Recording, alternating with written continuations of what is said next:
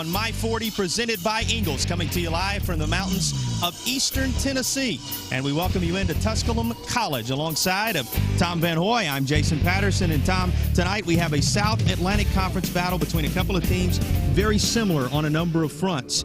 A, they have a couple of coaches just beginning to establish the system in their second year.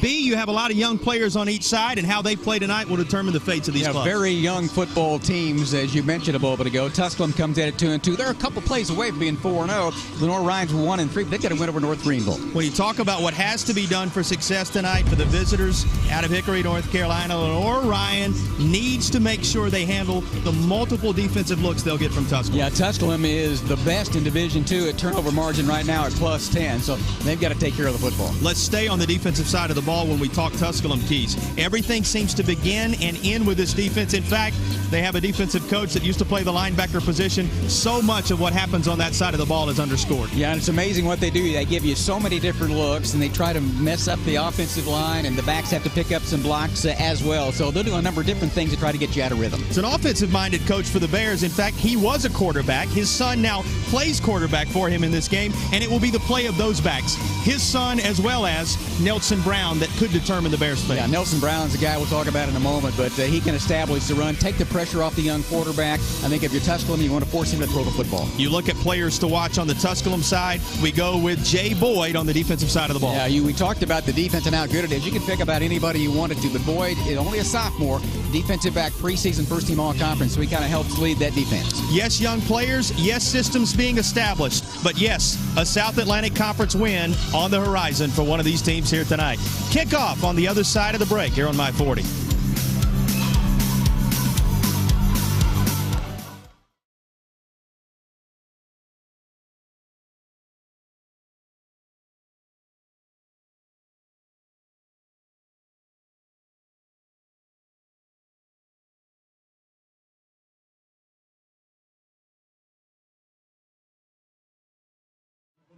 Number 2, Kyle Duggar.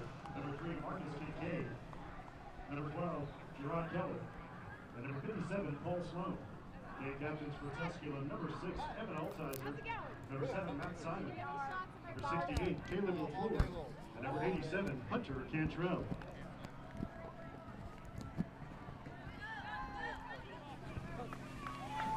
Ladies and gentlemen, here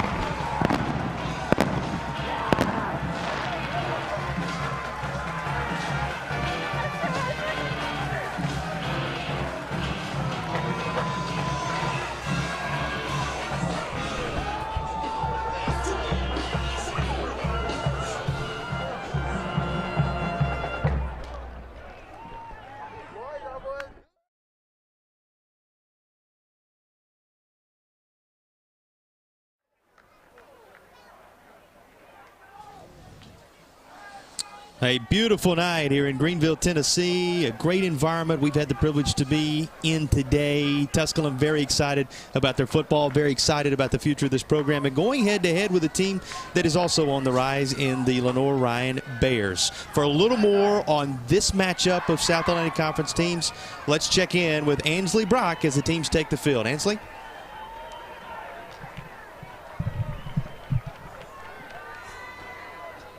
Yeah, guys, today it is a wonderful day. Fall has finally decided to grace us with its presence as it is currently 70 degrees, hoping that it'll get down to low 60s by the end of the night. Now it is also the 21st meeting between these two teams, both of them having 10 wins underneath their shoulders. Now it is family day today, so today will be an interesting day to see which team will get out with the 21st win. Thanks, Ansley. Here is the verdict on the coin toss. And Tom, she mentioned it, even series between these two teams, and both coaches believe probably a more even game than the one we saw a year ago. Tusculum with a system installed in greater measure. Same thing can be said for Lenoir-Rhyne. And if they are both crisp, this one could go down to the wire. Yeah, I think this is a really interesting game. We'll get into it as far as the youth on both sides. Two second-year head coaches both believe that this year will be better because their players understand the culture, what they want to establish. But still, you have young guys, and with that, you need some leadership roles, and some are growing into it. Well, welcome to My 40 College Football, presented by Ingalls. And Matt Simon, a linebacker, among others, making his way back to the near side. Simon easily could have been picked as a player to keep an eye on. Up and down this defense, that's going to be the case. And guess what? This defense for Tusculum brings to life the fans here in this building in much the same way these high-powered offenses do around the corner. They understand the value of defense and rely heavily on that defense. But let's kind of put that to the side for the moment, because right now the Pioneers are going to take the football, Tom, and we will see how well they execute offensively to begin the game. Yeah, and we talked a little bit about that at the open, and 108 rush, 224 pass on the year. So we'll see what they can accomplish when they have the ball first. I think it's important that you have and execute your offense, as we talked about. Good field position, have a good drive to begin. So you've been waiting all day for this one, as have we, and now ready for a little football sack action coming to you. The second week in a row, we've had the privilege of having a South Atlantic Conference team on, and this time we get a pair of them and a league win on the line. Thank you for taking time out of your busy Saturday to join us. And the ball in the air means we are underway between the Bears of Lenoir-Rhyne and the Tusculum Pioneers into the end zone, where a knee will be taken, and bring it out. The touchback begins things, and Tom, we get a look for the first time at this Tusculum offense. They will be led out onto the field under the direction of Alex Ogle. Ogle in his junior campaign out of Hobe Sound, Florida. Boise State, the previous location before landing here in the mountains of eastern Tennessee. Yeah, you see their big guy, 6'4", 230. Comes in averaging 214 per game. Not much of a threat to run the football, but he's had a propensity to have success throwing it so far this year. 63 completions in 118 attempts. He completes about 53% of his passes. And a ball on the ground right out of the gate. Lenoir-Rhyne saying they have it. It appears that they do, and the indication now is official. Lenoir-Rhyne needs just one play defensively to take over on the 30-yard line of the Tusculum Pioneers. So Lenoir-Rhyne kind of says, hey, all the talk's about the Pioneer defense. Ours is not so shabby. Let's take a look at how the ball was jarred loose. And there you see it, bouncing around inside the pile. And then the Bears able to fall on it for Lenoir-Rhyne is the linebacker Sherrod Williams, sophomore out of the Peach State, out of Georgia, out of Calhoun County High School. He comes away with the football, and Lenoir-Rhyne, the decision at the coin toss paying off as Lenoir-Rhyne takes over, as we said, just outside the 30. And here's a little trickery on the first play, reverse with a seam, but how about the open field tackle on the far side from Martez Tompkins. Tompkins saved what was going to be a very positive gain on first down. And how do you like the way the coaches are approaching this thing? Hey, I like the call there. Let's see if we can get some. Normally you think, okay, let's take a shot here. They went a little razzle-dazzle there, and a pretty good job to kind of shut that down a bit. A good pressure upfield and a nice open field tackle. There's a look at Jared Keller. If the name sounds familiar, he is the son of the 2-year Bears head coach.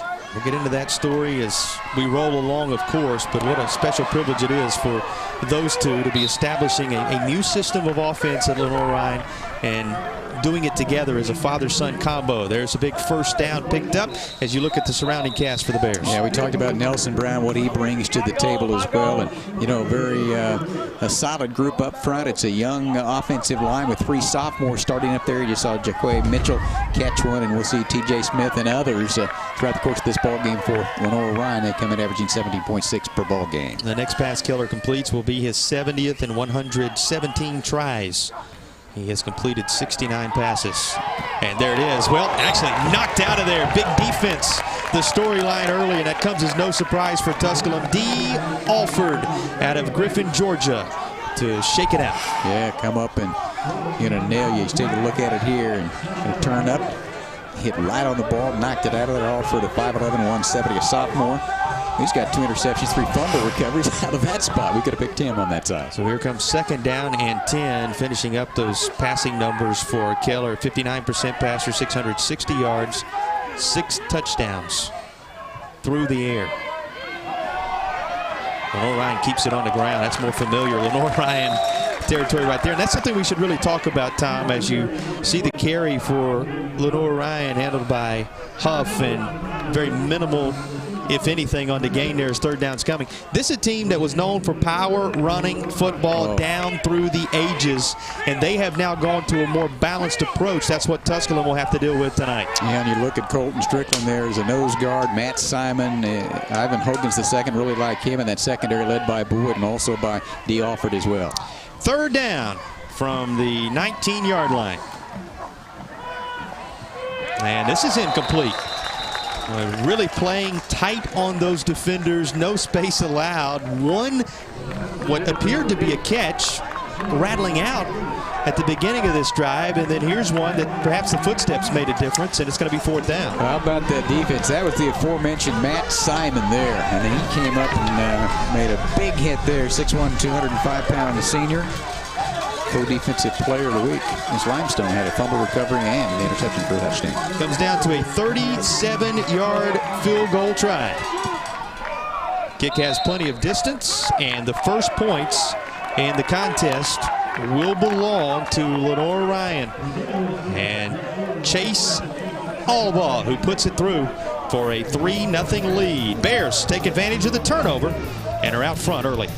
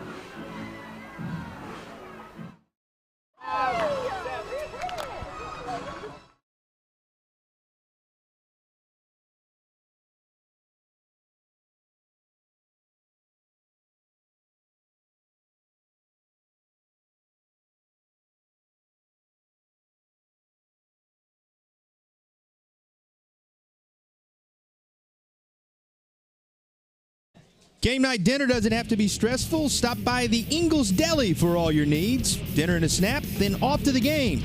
Ingles, low prices, love the savings. Well, an early field goal for the visiting Bears of Lenoir-Rhyne. They cash in a early turnover, and that really is the story right now, Tom. That Lenoir-Rhyne defense falling on the football. They translate it into 3 points on the scoreboard, and now keep that Tusculum defense off the field, or get that Tusculum defense off the field having surrendered points. And now go back to work themselves on the defensive side after this kickoff, which is returned out across the 25, and just perhaps enough of the shoestring to bring down the return man. And we again take a look at the offense of the Tusculum Pioneers. Here are the starters surrounding Ogle, who we introduced to you the first time around. Yeah, Maxwell Joseph is an important player at that tailback spot, and Kevion Broadwater up front anchors that offensive line as well. And you know, they're going to need to open up some holes today if they can to provide the running attack to set up the passing game. Back to work offensively now. Down a trio, but unfazed on a first down carry. from Tusculum's Lorenzo Pratt, the Cocoa, Florida native. Iowa Western transfer, Cocoa High School product, and a little shifty back in there, Tom, with the first down. Yeah, able to get an opportunity there, and they open it up off that right side, and as you mentioned, came in from Iowa Western Junior College by way of Florida. And this time, Lenoir-Rhyne up front, able to minimize the gain. So if you just happen to be joining us, a 37-yard field goal kicked by Chase Allball, giving Lenoir-Rhyne a 3-0 lead. And this is the second time the Pioneers of Tusculum have touched the football. Both these teams in the process, Tom, of installing new systems. Of course, we talk about Tusculum as a defense-driven program, and yes, all that's true. But they're in the process of learning the expectations of their head coach, Jerry Odom, as well, who has quite a background with the Florida Gators and beyond, as something that we'll share more about with you as the game goes along. You, again, take a look at their offensive starters. How about throwing that football out on the edge? And, you know, Evan Gates comes up with the play. Think about this. He played defense for 3 years before he got offensive opportunity. Third down.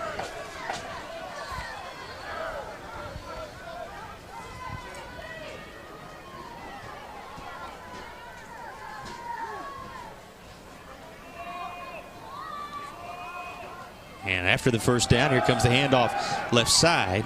And that's swallowed up in all kind of traffic. So, again, Tom, let's go back to, you talk about third down, fourth down, late down situations. Those going to be critical in this one. A conversion there that they're able to take care of. And Lenoir-Rhyne getting off the field in situations like that going to be critical. Here are the guys trying to do it. Yeah, they've got some outstanding players as well. We're talking about Clayton Horn at linebacker, 16 tackles last week. I mean, they are so young up front. A couple of freshmen, 2 sophomores on the defensive line. They like him. Landon Scott is an outside linebacker, and then Sherrod Williams at the strong safety already recovered a fumble in this one for Lenoir-Rhyne. Ogle swings a pass out near side. Another look that we get at Tusculum's Lorenzo Pratt.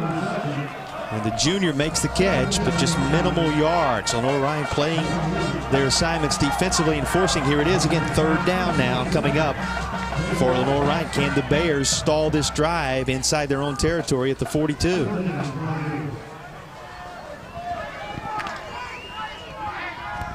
Ten minutes remaining, just wading our way into this one.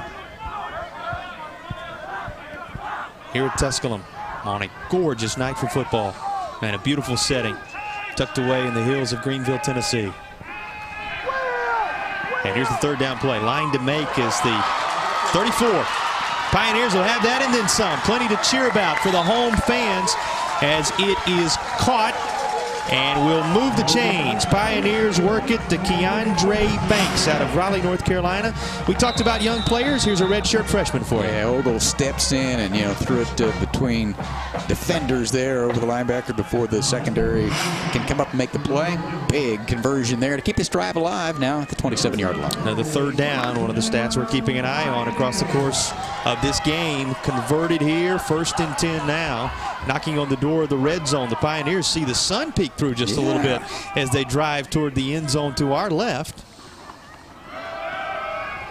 And here's another chance to negotiate traffic for Pratt, who is down near the 20-yard line. He gets about half the yardage on first down that the Pioneers need to move the chains again. Yeah, I tell you, able to go off that right side to get a good look at it here, coming right at you. The quick cut off the block of the big offensive lineman there. And Caleb LaFleur, 6 feet, 300. He's a junior, all 5 offensive linemen, tackle to tackle, 300 plus. Second down.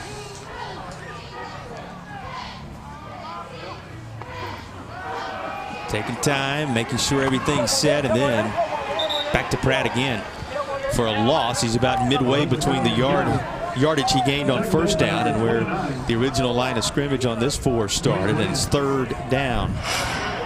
Watch the Lenoir-Rhyne defense. Impressive in the early stages. They forced Pratt outside, and then an open field tackle made out on the perimeter by the Bears. Yeah, Dwayne Bland able to come up as a redshirt freshman. How young are they? A junior, 7 sophomores, a redshirt freshman, 2 freshmen on this Lenoir-Rhyne defense. I always thought the offensive line just gave you how big they were up front. One of the keys is going to be going against sophomore, freshman, sophomore up front. Another third down. This lofted beyond the reach of the intended target, which was Rodnell Krull, wide receiver out of McDonough Senior High School in New Orleans, Louisiana. A little miscommunication perhaps on the route. He couldn't get there, whatever the case, and fourth down is coming. And will these teams trade field goals in the early going? Tusculum going to go for a 41-yard try. Pioneers with Jose Esparza, the senior, out to give it a look from the left hash.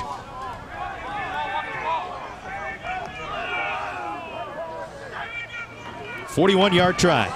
Low kick, line drive, and it's going to go just wide as Esparza cannot even up the score. The Pioneers do put a drive together offensively after fumbling on their first possession. They sustain one to about the 7:40 mark of this first period, though the home team comes up empty points-wise, Tom. Yeah, kind of settling in here. And, you know, the one thing when you talk with the Tusculum people about the kicking game, and a couple of young men that can do it, couple missed extra points in a game earlier this year. It hurt them against North Greenville 34-33, and then had another opportunity in a game later on. So kicking could be an issue in this one, although Gallegos had 4 field goals against Shorter, so a couple different kickers. A toss outside and plenty of space, and nice move to cut it back as Mitchell works his way into first down yardage. And just throw it out in the flat, let him do what he can. Broke a tackle there, nifty footwork along the sideline. Young man's got a couple of catches, and another youngster, a sophomore. And now Nelson Brown gets the handoff as they keep it on the ground with second down coming. All right, let's talk a little more about this Tusculum defense, Tom, and the numbers that surround them. Obviously, second in the country when it comes to turnover margin, as they have gained 14 of them along the way. They lead the country with 9 fumbles recovered. The shoe's been on the other foot for Lenoir-Rhyne so far, but here is that hard-hitting D, and leading the way is Martez Tompkins this time. We've already mentioned Tompkins, Boyd, Malik Goodman, D. Alfred already. Those are the secondary players. When you secondary in court there. Yes. But, yeah. So a little bit of sarcasm there from my broadcast partner. They are solid top to bottom on this defense. Yes, sir. Third down, and the line to make is just inside of Tusculum territory at the 48. For Lenoir-Rhyne team out front, 3-0 and looking for more behind Jared Keller, having grown up after coming in right away, spending some time at the quarterback position during his freshman season. And he fires one down the sideline and right up against the barrier. It's knocked away. Good coverage in the defensive secondary for Tusculum. And Malik Goodman out of Jacksonville, Florida, is able to prevent the pass from being completed. Yeah, just kind of off the back foot there, went through his progression, looked right, then went left, threw it up, see if he can make a play. But Goodman, the sophomore, down there to make that play. Midway point, first period. Just the one field goal on the board. It belongs to the Bears, who are now going to kick it away for the first time. And you see the return man standing back at his own 15. That's Evan Altuser out of Weddington, North Carolina, waiting on it.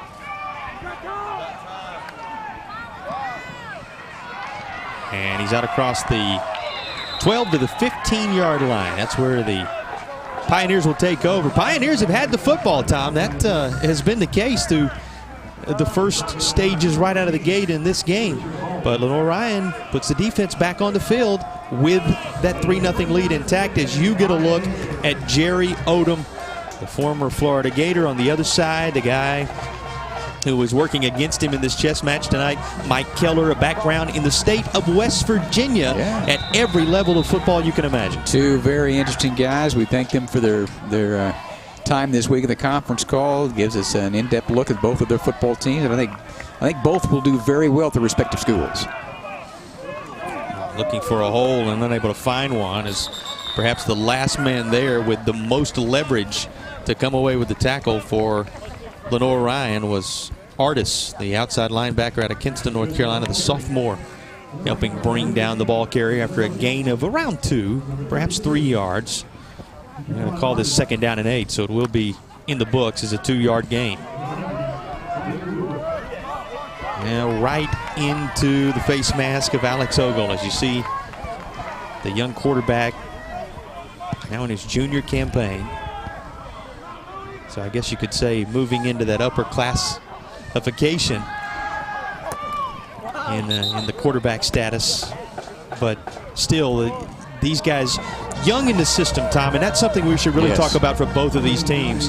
And that is, you have a coach in his second season. Most of the time, they don't hit the ground running. One of the coaches telling us, hey, I signed my contract in December, and then that first year rolled around. I mean, you're working with a short year, recruiting-wise, preparation-wise. It really is the second season where you can start to really instill some of the things we're seeing from these teams. Well, because there's a difference in philosophy and how you do things offensively, and sometimes you get lost in the shuffle defensively as well. You do something differently. Third down, where the defense gets a chance to shine for Lenoir-Rhyne. They will.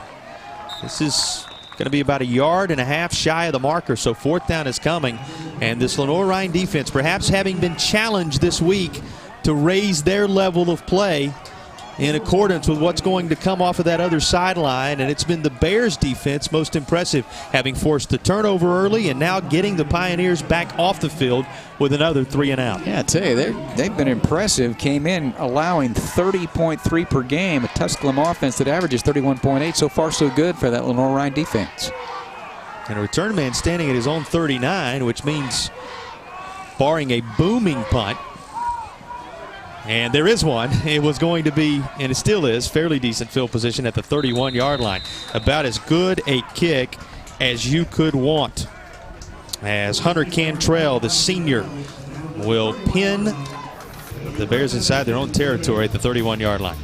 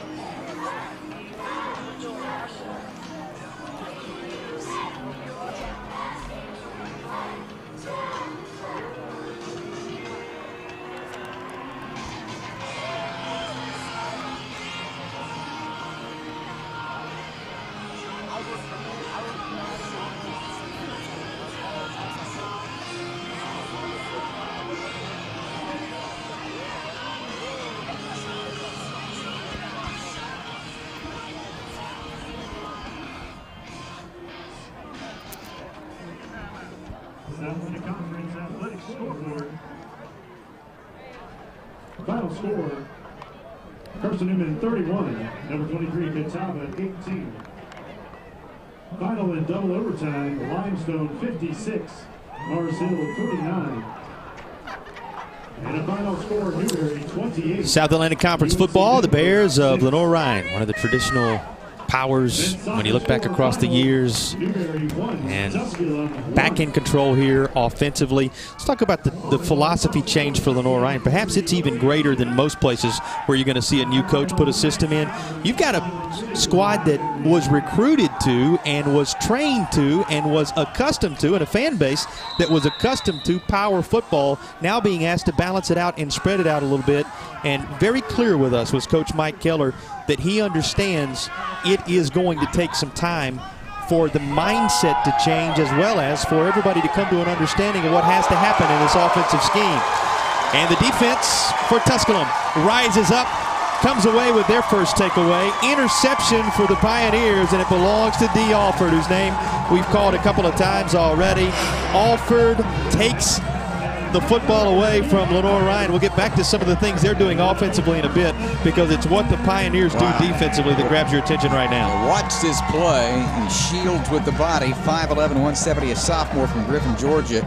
Came in with 2 interceptions and 3 fumble recoveries, and got another big one there. And just the way he played that, a little bit underthrown, goes up, catches with the hands. Here comes Tusculum. Talk about good field position. Much better for the Pioneers on the start of this drive as they're up across the 40 to get it going. Now, Tusculum did drive into Lenoir-Rhyne territory earlier in the game. Came away empty on the missed field goal. That's the reason it still sits 3-0 Bears. Fake on the handoff. Play action to the outside, and here you go. As a number of white jerseys have to come in, wrestle up the ball carrier after the first down. Move the chains, and let's check in down on the field with Ansley one more time. Ansley? Yeah, guys, after that interception by Alford, you could hear that the fans they know that this Tusculum team leads in turnovers, gaining them for their own team. So, guys, the momentum is a little bit back on their side. Well, it's certainly a change in the ball game when you're able to take away the football. Remember, Lenoir-Rhyne getting their field goal earlier in this game, if you weren't with us, after a fumble on the very first play from scrimmage. And the Bears able to translate that into 3 on the board. Let's see if Tusculum can cash in the turnover on the interception secured by Alford. And keeping it on the ground, another look for Lorenzo Pratt, who has been the workhorse on the ground so far for the Pioneers. Going to set up a second down at about 9. I think Pratt got the start. We've seen Maxwell Joseph as well. And right back at it, Lenoir-Rhyne's defense has been very good so far. We'll see if they can hold up here. Bears trying to tighten up in their own territory. Good look at Lenoir-Rhyne's Max Boyd, the freshman lineman out of Roswell, Georgia, down, set, and ready. And this is in and out of the hands of the intended target over the middle. There on coverage for Lenoir-Rhyne, among others, Dwayne Bland, another redshirt freshman. Do we say this about every single player that is out there on the field on both sides, either freshman or sophomore? Certainly seems that way. So many young players getting their due here for these two teams. Lenoir-Rhyne starts 15 sophomores, 8 on offense, 7 on defense. Bland going off there, and you get a good look at Max Boyd. And, you know, he's a D tackle at 5'10", 275, and a freshman. He kind of anchors there in the middle as well. They've gone to 3 down on this particular defense. Brings a couple of friends to the party, too. That was Paul Sloan in there with him, Tom, and that's a couple of good-looking guys size-wise up on that defensive line. Well, the one thing we talked about at the outset a little bit, how young both these teams are, and the leadership becomes the key. And sometimes you want your upperclassmen, but if you don't have the upperclassmen, then others have to step up. And I think both coaches have been pretty positive in terms of the youngsters that have done a good job of that. Here comes second down. And maybe disguising himself just a little bit, hidden on that defensive line, but coming up to make the play. We introduced you to him just a moment ago. That's Paul Sloan. Remember, we said bringing his friends to the party like Paul Sloan. Sloan just threw a party of his own. Take another look at Sloan. He kind of sneaks in there. I'm not sure at 280 you can hide, but he slides down the line, and if he doesn't make that tackle, that's a pretty good gain. And Ogle's a guy that not known to run the football on the year, mostly a pocket passer, but good play by Sloan, because if he didn't make that tackle, then he's into the secondary. Well, premonition by the guys in the truck. They showed you Sloan extensively before that last play, and then, as I said, he kind of, as you termed it, slid out of a little bit of a pocket that maybe he was hidden from the vision of the quarterback and was able to make an outstanding play. This is going to be ruled incomplete, and so fourth down is coming for Tusculum. There's another look at the pass. It's ruled incomplete, intended for Evan Altizer, the wide receiver, and standing back to kick it away from inside the 40-yard line. The Pioneer punting unit is on. Return man at the 10. Tusculum got a great punt from Hunter Cantrell a moment ago when they needed it from deep in their own territory. Here he has a chance to really pin the Bears back there. A move that allows some open real estate, and perhaps a little more than the move. There is a flag down. Nobody is going to bring Kyle Duggar down, but it may not matter. Let's see. Touchdown is signaled, but it's that yellow hanky sitting inside the 15-yard line that everybody will wait for determination on. Well, no doubt about it, the Whitewater High School product has the speed, but the block in the back will negate it, Tom. Yeah, it's going to come back, you know, and despite that, the way that Duggar set that up, there were a couple of opportunities for him to slow, and we'll get a look at it here. We might get a chance to see the block in the back up the sideline there. But see how he slows? There's a great block, and he'll take it the distance. It'll come back, though. But in special teams, Jason, too, to a certain extent, I think it was more favorable for Tusculum coming in. I mean, Cantrell there from a punting standpoint, it's his 208th punt of his career, over 8,000 yards. So he's a veteran guy there, and then the kick return people. But you know, Duggar's dangerous as well, and block will bring it back. And now let's see what Tusculum defense can do. And Duggar known for his work as a defensive back, the Ronnie Lott Award winner earlier in the year when you go back to the late stages of the month of August. So that is where perhaps his fame comes. But you just saw what a difference he can make in special teams if he breaks loose. Unfortunately for Lenoir-Rhyne, this one goes for naught on the penalty, and they will start inside their own 10 at the 8-yard line. So serves as an outstanding decision, punting the football, punting them deep. And Hunter Cantrell and company have to be pleased with the result after the flag. And a pretty good kick by Cantrell again. A couple of good ones so far. The kicking game, one of the areas that when you are installing a new system and training players, the kicking game, one of the areas both these teams tell us, both these coaches tell us, they're certainly keeping a close eye on, can swing a game like this one way or the other. And you said it, Tom. Duggar's certainly a guy that can as well. Here comes second down. As Keller looks for a little traction just inside of 90 seconds remaining in the first for his offense. The Lenoir-Rhyne offense, despite what you see on the scoreboard, has not marched to the same degree really that the Tusculum offense has when they've had the football. But they did cash in on that early chance.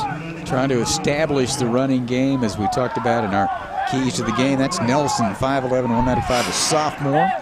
Comes in averaging 91 yards per game so far. Nelson again, he has the first down up near the 20. That's a big one. It'll take us down under a minute. Yeah, move those chains and keep the drive going for Lenoir-Rhyne. You remember the conversation that we had this week, though? What did Nelson do last year in this? 261 rush.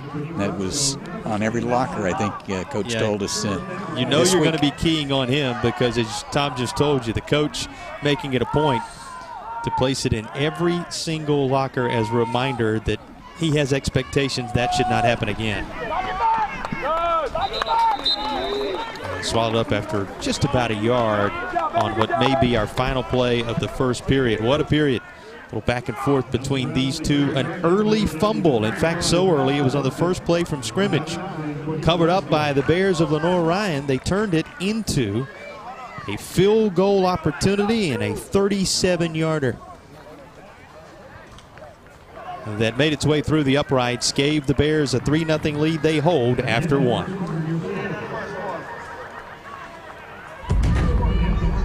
Sights and sounds from Tusculum College as we head to the second period.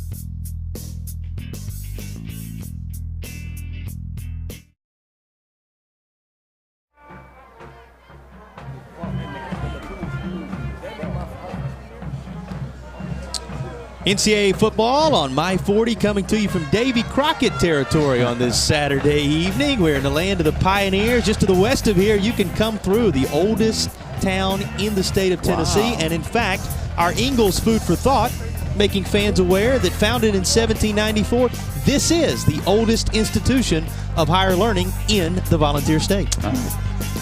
And don't think they don't hold that over the heads of those guys who play in Knoxville this afternoon against those Georgia Bulldogs, those Tennessee Volunteers, as well as those beyond all across this state. You come here to Tusculum for where it all started when it comes to higher learning. Tom, what a place to be on this night. I'll tell you what, it's a fantastic facility. The great job they've done here. Baseball stadium next to us is outstanding. Love their football and enjoying what they've seen from this defense in the early stages of the season. Both defenses good in that first period, Tom. You look at the 15 minutes that have passed us by now, no touchdowns, just the field goal off the turnover. I think it's safe to say this defensive struggle that we have in front of us pleasing to both coaches. Yeah, Tusculum holding Lenoir-Rhyne. We thought they need to establish the run in some respects. 7 carries, 15 yards, just 33 through the air. 48 total to Tusculum's 78 total, 31 to the ground and 47 through the air, and a pair of turnovers as well, one each by both teams. Trading those turnovers, the difference in the game, the fact that Lenoir-Rhyne's turnover force came deep in Tusculum territory and resulted in a field goal, and now flags come in as a trio of black jerseys end up swallowing up the ball carrier. Hogan's there among others for Tusculum. Let's check on the call as you see our referees for tonight. Mr. Westfield at the head of the crew.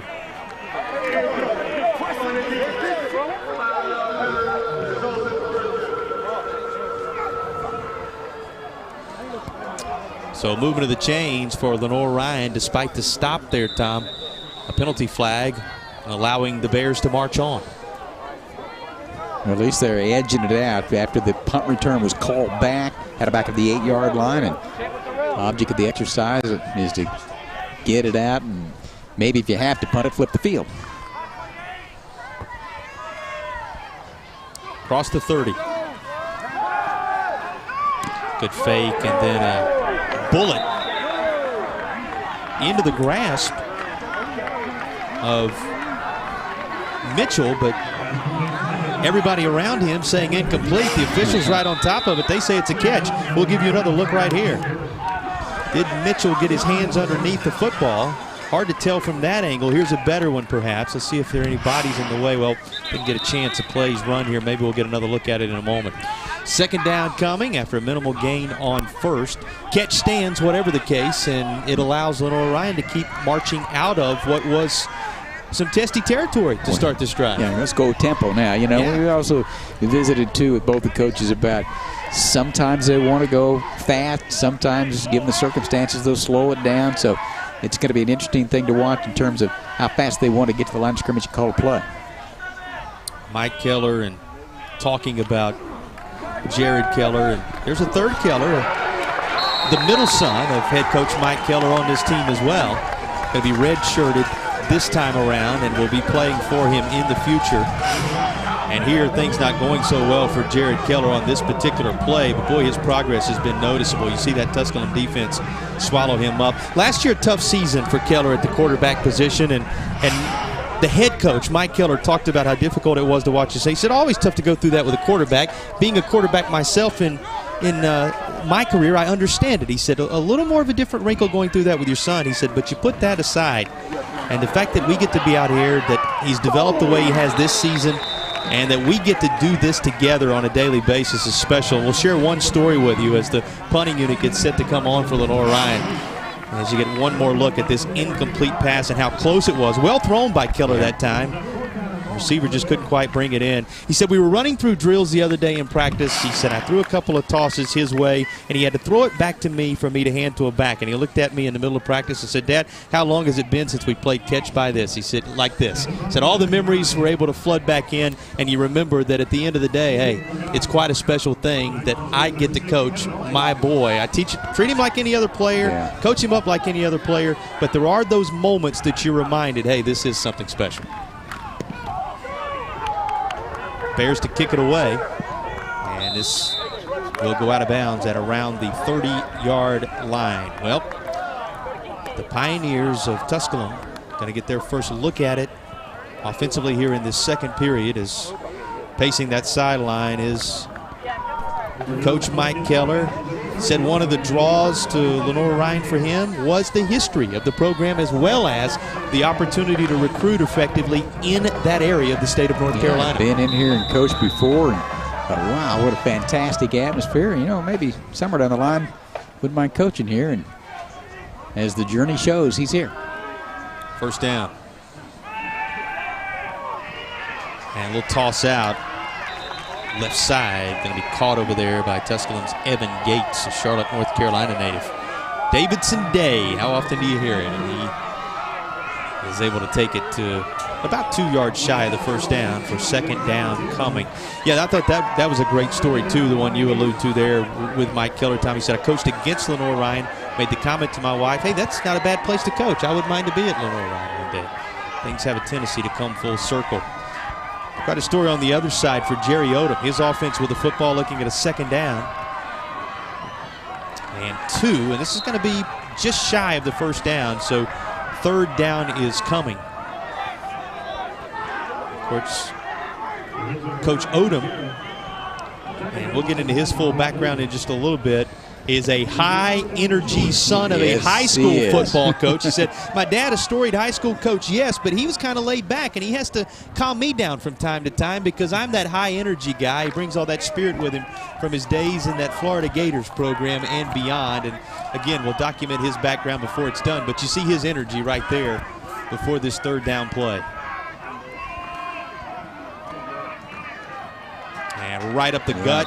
You trust your offensive line if you're Tusculum, and it pays off for the Pioneers. Well, I'll tell you, we're talking about Lenoir-Rhyne, what they've been able to do defensively. Here's a Tusculum team that averages more than 30 points per game, and you know they fumbled on the first possession. They missed a 46-yard field goal. The last 2 possessions, 12-42, they punted the football.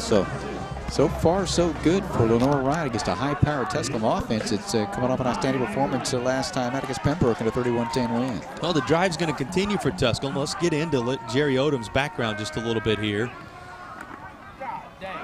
Former Florida Gator, outstanding linebacker. In fact, he was a 4-year letterman at inside linebacker for the Gators from 87 to 90. Started every game his junior and senior campaigns. It was in his senior season, that 1990 season, that they were tied for first place in the SEC standings, 9-2. He led the Gators in tackles for a second consecutive season, earning all SEC third-team honors, all SEC freshman team selection prior to that, and ended up being a graduate assistant coach after his playing days, worked his way into a role as a defensive coordinator at East Carolina University. Lenoir-Rhyne fans will be very familiar with that location there, and trades one Greenville for another now, goes from Greenville, North Carolina to here in Greenville, Tennessee. And Tom stops along the way at Jacksonville University as an associate head coach, the Philadelphia Soul and the AFL. I mean, the background, as you get one more look at that incomplete pass for the guy on the Tusculum sideline, it is as good as you'll see for a second-year head coach. And who owned Philadelphia Soul at that time? Yeah, walk them through it. John Bon Jovi, you got it. Remember that, right? He said there are some stories that come out of my time with John Bon Jovi, and who would think anything less. Third down for his squad right now. The line to make is the 48-yard line for Tusculum. And all kind of problems for Ogle, who cannot get free from Lenoir-Rhyne.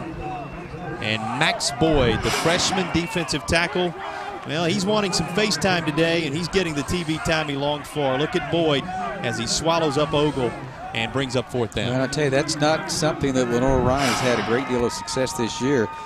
Quarterback sacks, just 5 coming in, but to get a good look at that young man, we talked about, thought one of the keys would be the big offensive line for Tusculum going against the youthfulness of the front for Lenoir-Rhyne. And here's another punting situation, third consecutive time.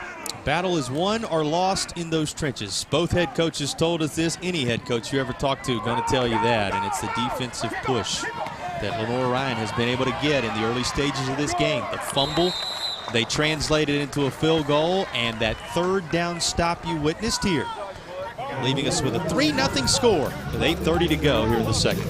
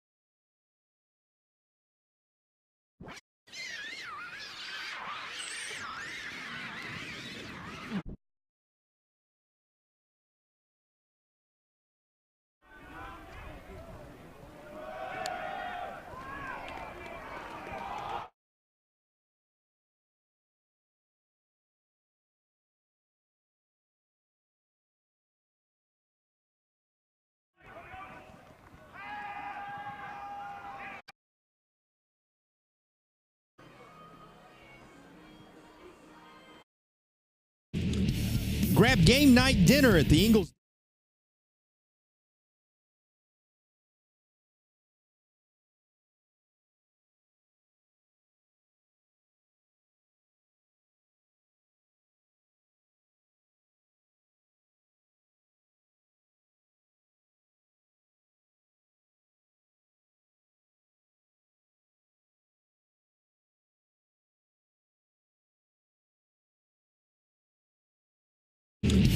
Grab game night dinner at the Ingalls Deli. Rotisserie chicken, fresh-made salads, a delicious hot and sub bar, all at Ingalls.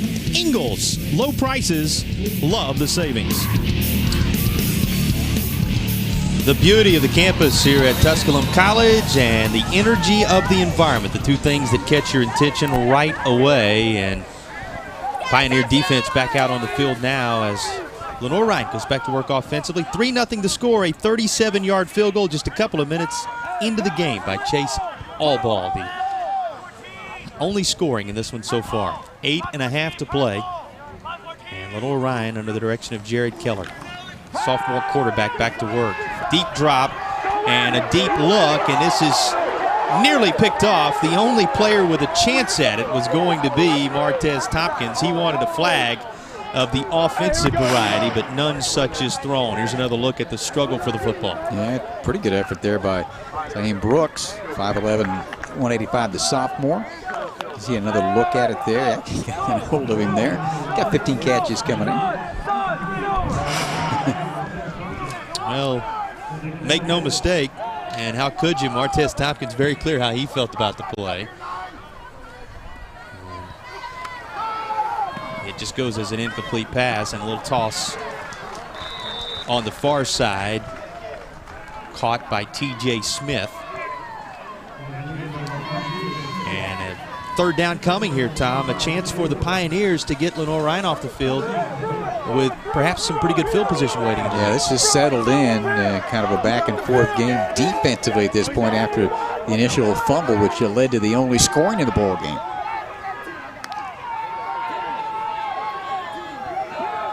So third down just across the 30. That's what the Bears are looking for.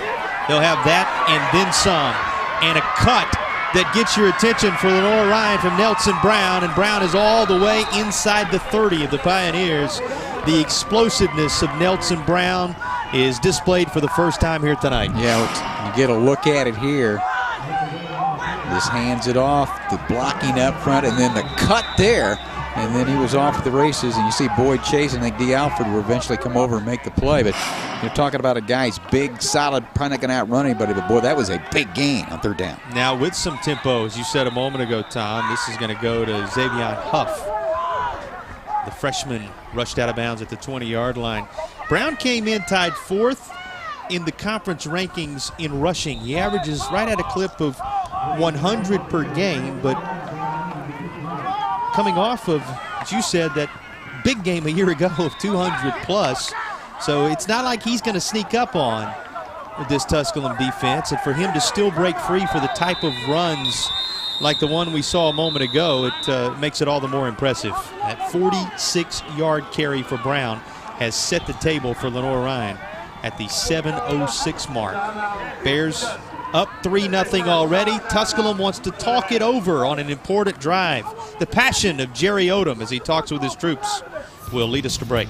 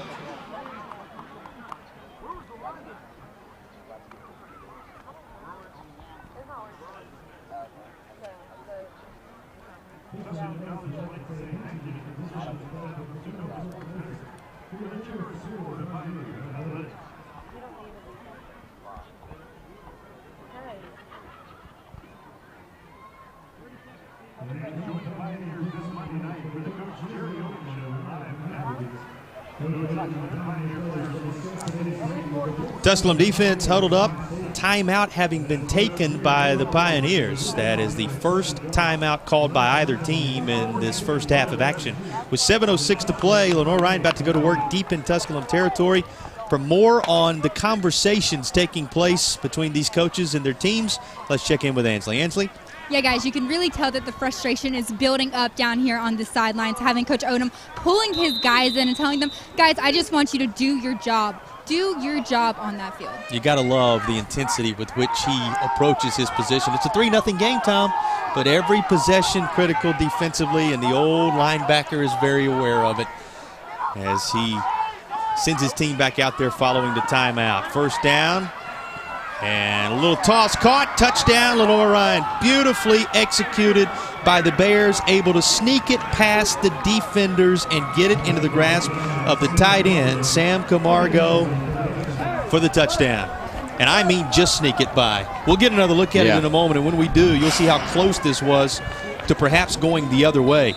Play action, boy, look at the soft touch there. Sherrod Williams just couldn't get there, and Camargo, big guy, 6'3", 255, sophomore, reels it in. Yeah, a pair of nines reaching for it. Brown, and then it ends up being Camargo.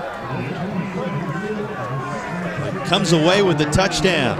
And just like that, Lenoir-Rhyne up by a count of 10-0. Here's another look at it, Tom.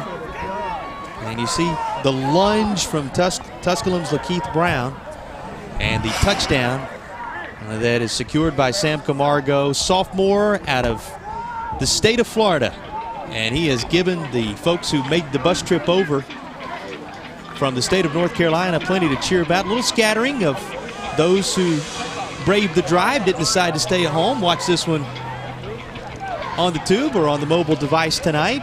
And they've been rewarded for that trip. And a lot of confidence right now on that far sideline, Tom, when you look at the way Lenoir-Rhyne has played on both sides of the ball. They have so far. A nice soft touch. You mentioned was Lakeith Brown that was trying to knock it away, one of their outstanding linebackers. And Camargo, we mentioned the big guy, he had a couple of touchdowns against Mars Hill earlier this year. And he's got 8 catches now, 4 for touchdowns. That's a pretty good percentage, I'd say. Yeah, and I'd like to keep those odds up if you're working at it from the offensive side of things. Jefferson Norwood, the freshman, puts a foot into it.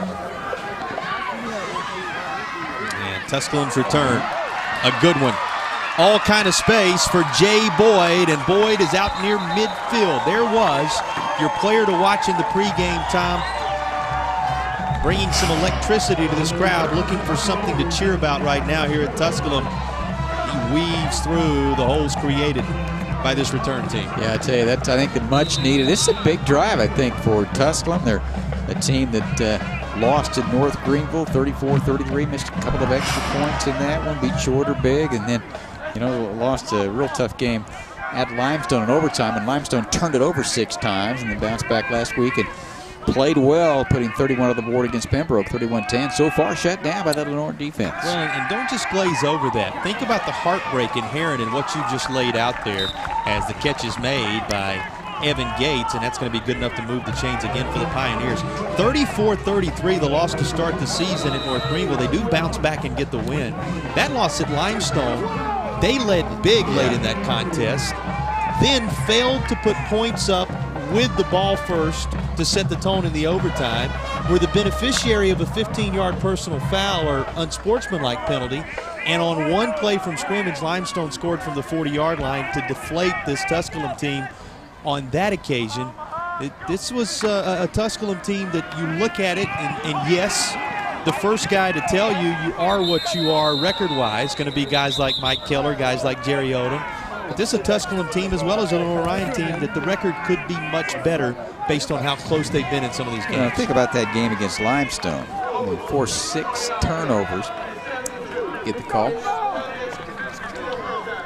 And still, Limestone was able to win the game. And there you go. It's going to end up backing up the Pioneers to right around midfield at the 48-yard line.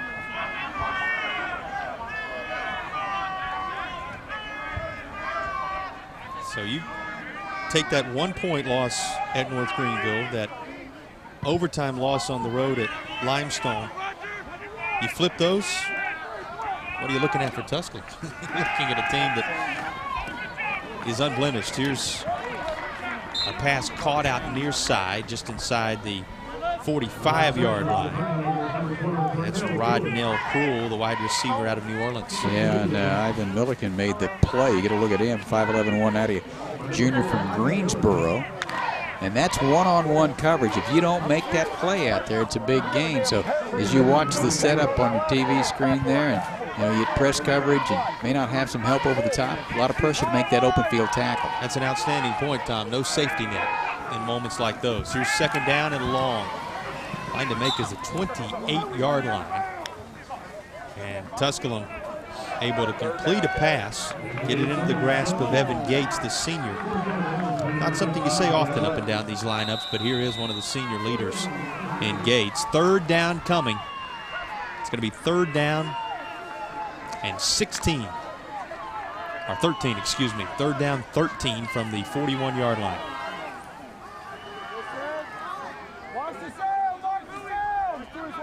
All the defensive linemen standing, not going to a 3-point stance. Still only a couple of guys with a hand down.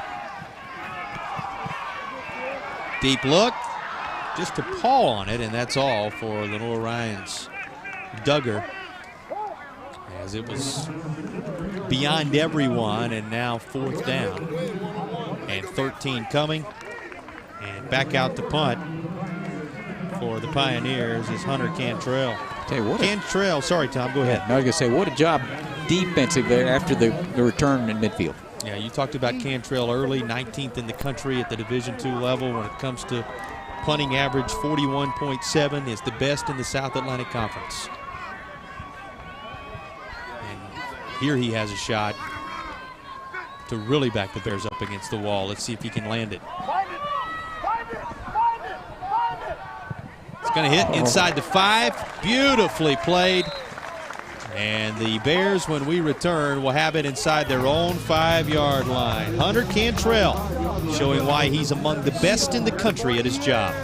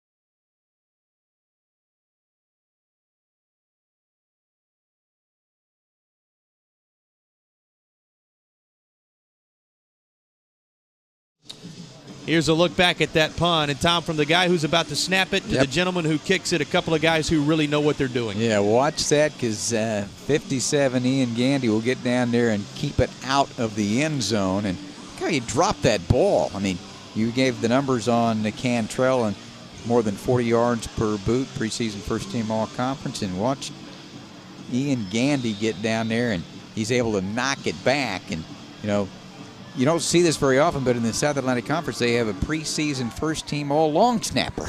And guess who it is? It's 6'1", 210-pound senior out of Orlando. Ian Gandy, nice job. So from inside the 5-yard line, the Bears in the shadow of their end zone. And rushing it out of there and perhaps going untouched for 96. We'll see if he has enough steam to finish it.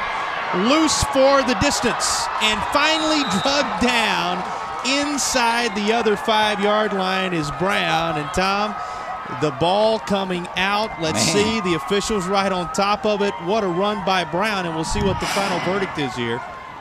Well, you jam it at the line of scrimmage. There's nobody home. Now you got a track meet and just trying to get it down there, and then out of the corner of your picture screen there, you'll see defender come over, and that was Tompkins able to knock him down. Let's see at the end of this play. And he is down. The ruling is he's down, and you see both knees are down before the ball pops out. But it almost begins to be slow motion for Nelson Brown as he begins to look over the shoulder a little bit. Are they coming? Are they closing? Where are they? How about Nelson Brown? The pause is for the reset of the play clock. 3:46 to go, and the Bears, in the blink of an eye, go from the shadow of their own end zone to the shadow of the Tusculum end zone, and it's all because of Nelson Brown. Well, and you thought, okay, punt it down there. Great job by Gandy. Get your defense, get a stop, get it back. You know, all these things, scenarios run through your head. Well, you know what? Lenoir-Rhyne and Nelson Brown had different thoughts there. You know, we were talking with Coach, said we're probably not going to outrun anybody, but you know what? He was running as hard as he could, and that's pretty good to go 91 to get it down to the 5-yard line. 91 after a 46-yard run earlier. Hey, Nelson 261. Brown, I was going to say, he's got to be closing in on that. The last stat sheet we were handed, Brown having already rushed for 67 yards, and you add another 91 on top of that. Brown closing in on that 200-yard mark already.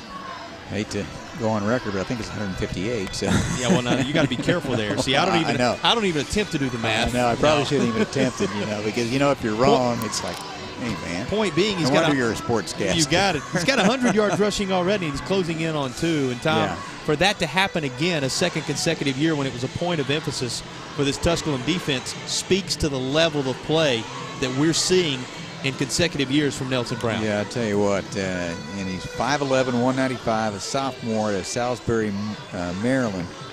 And a year ago he did have 261 in this game, and you know, against Mars Hill, 20 for 140 earlier this year. And Jason gave you the numbers, 91 or so per game this year. And I tell you, you're at the 5-yard line, and if you're Tusculum, and look at Coach there, he's getting after his defense right there, going, guys, let's see if we can. I mean, the object of the exercise is it doesn't count till you cross the double stripes, as an old defensive coordinator used to tell me. So, you know, you play on, but if you can hold them to a field goal here, that would be good, I think. First and goal from the 5-yard line. And Dom Donnelly, the outstanding sports information director here at Tusculum, handing us a sheet as we speak. It's 8 carries, 158 yards. Of course, you know the long. You just saw it. 91 yards on the rush from Nelson Brown, and knocking on the door of what would be, in essence, back-to-back touchdowns. At least it feels that way. Almost coming in, they are coming in succession drive-wise, but they feel like they're coming bang-bang in game time on the clock, Tom. Just 3 minutes and change remaining here first half, and the Bears in a spot where they can take what for the longest time was a 3-0 game, turn it in perhaps to a 17-0 game in the blink of an eye. I mean, how big would that be, considering that Tusculum had the ball in midfield after the outstanding return, and then held them off and started back at the 4-yard line, and now they're knocking on the door. Right up the middle. Brown trying to finish what he started, and he will. Nelson Brown able to break the plane as he stretches the ball out in between the hashes, and it is now 16-0 Lenoir-Rhyne, and that will bring somewhat of a hush over this stadium, and that's in no way a shot at the Tusculum faithful. They'll be back and bouncing again, no doubt, before this one's done. But it's just to say this has all transpired so quickly that there's a sense of shock in the facility right now, Tom. Yeah, I tell you, and we'll see it at the end there where he stretches across and gets it into the end zone before it pops free. Remember this, we went to break celebrating a punt that pinned Lenoir-Rhyne inside their own 5-yard line and whistling that potential return dead. The officials shutting it down. Went to break last time celebrating the punt inside the 5. Now we're headed to another break and another touchdown on the board for the Bears. Just enough on the reach. Bears 16, the Tusculum Pioneers 0.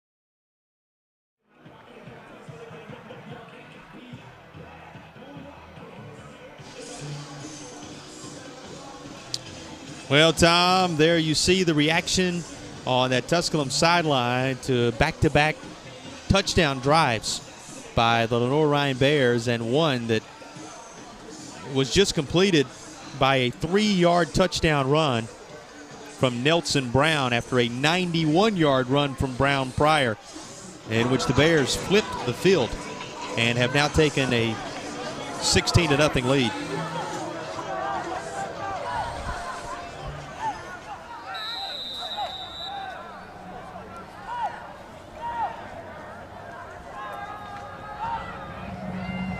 And a kick taken at the 24 and up near the 30-yard line.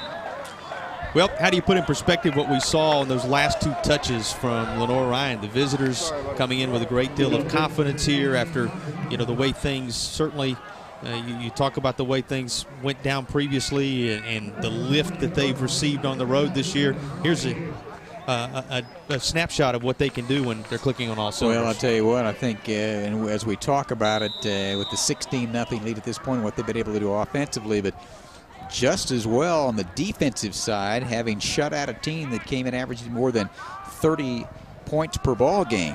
So they've done it on both sides of the ball so far tonight. Tusculum looking for an answer in the latter stages of this first half. This is going to be caught as it goes into the grasp of Evan Gates. Gates out to the 39. That's good enough for a first down. Move the chains for Tusculum. Well, for all the positive things that have happened for Lenoir-Rhyne and all the struggles for Tusculum to this point, Tom, a late drive right here by Ogle and company, and you find yourself in a 16-7 ball game. That's far from settled, so this thing still with much to be determined tonight. Yeah, I think this is a big drive here late in the first half. Had some opportunities and just have not been able to get into any kind of rhythm offensively so far in this one. Well, and no space. Boy, there to swallow up the ball carrier right away for the Bears of Lenoir-Rhyne. Number 23, Dominique Britt in there, sophomore outside linebacker out of Greensboro. Take another look at Britt. He reads this well and unloads right through the gap and forces a second down and long. There you see Britt on your screen. I mean, Lenoir-Rhyne still got 2 timeouts left, depending on what happens on this play. It's a great point. Still 90 seconds remaining in the half.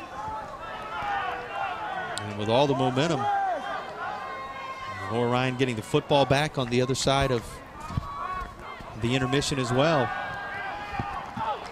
Maximize their impact here in this second period. And remember, let's talk about it as impact in the second period, because this was a 3-0 game at the end of one quarter. Suddenly now 16-0, even despite the extra point hitting the upright. There's replay on just enough disruption coming from Lenoir-Rhyne. Stenzall Gilmore, sophomore safety, able to get his hand in there. Third down. And stop the Tusculum needs clock. the 49. Yes, that's a great point. Don't have to use that timeout. Still have 2 in their pocket. Both teams do.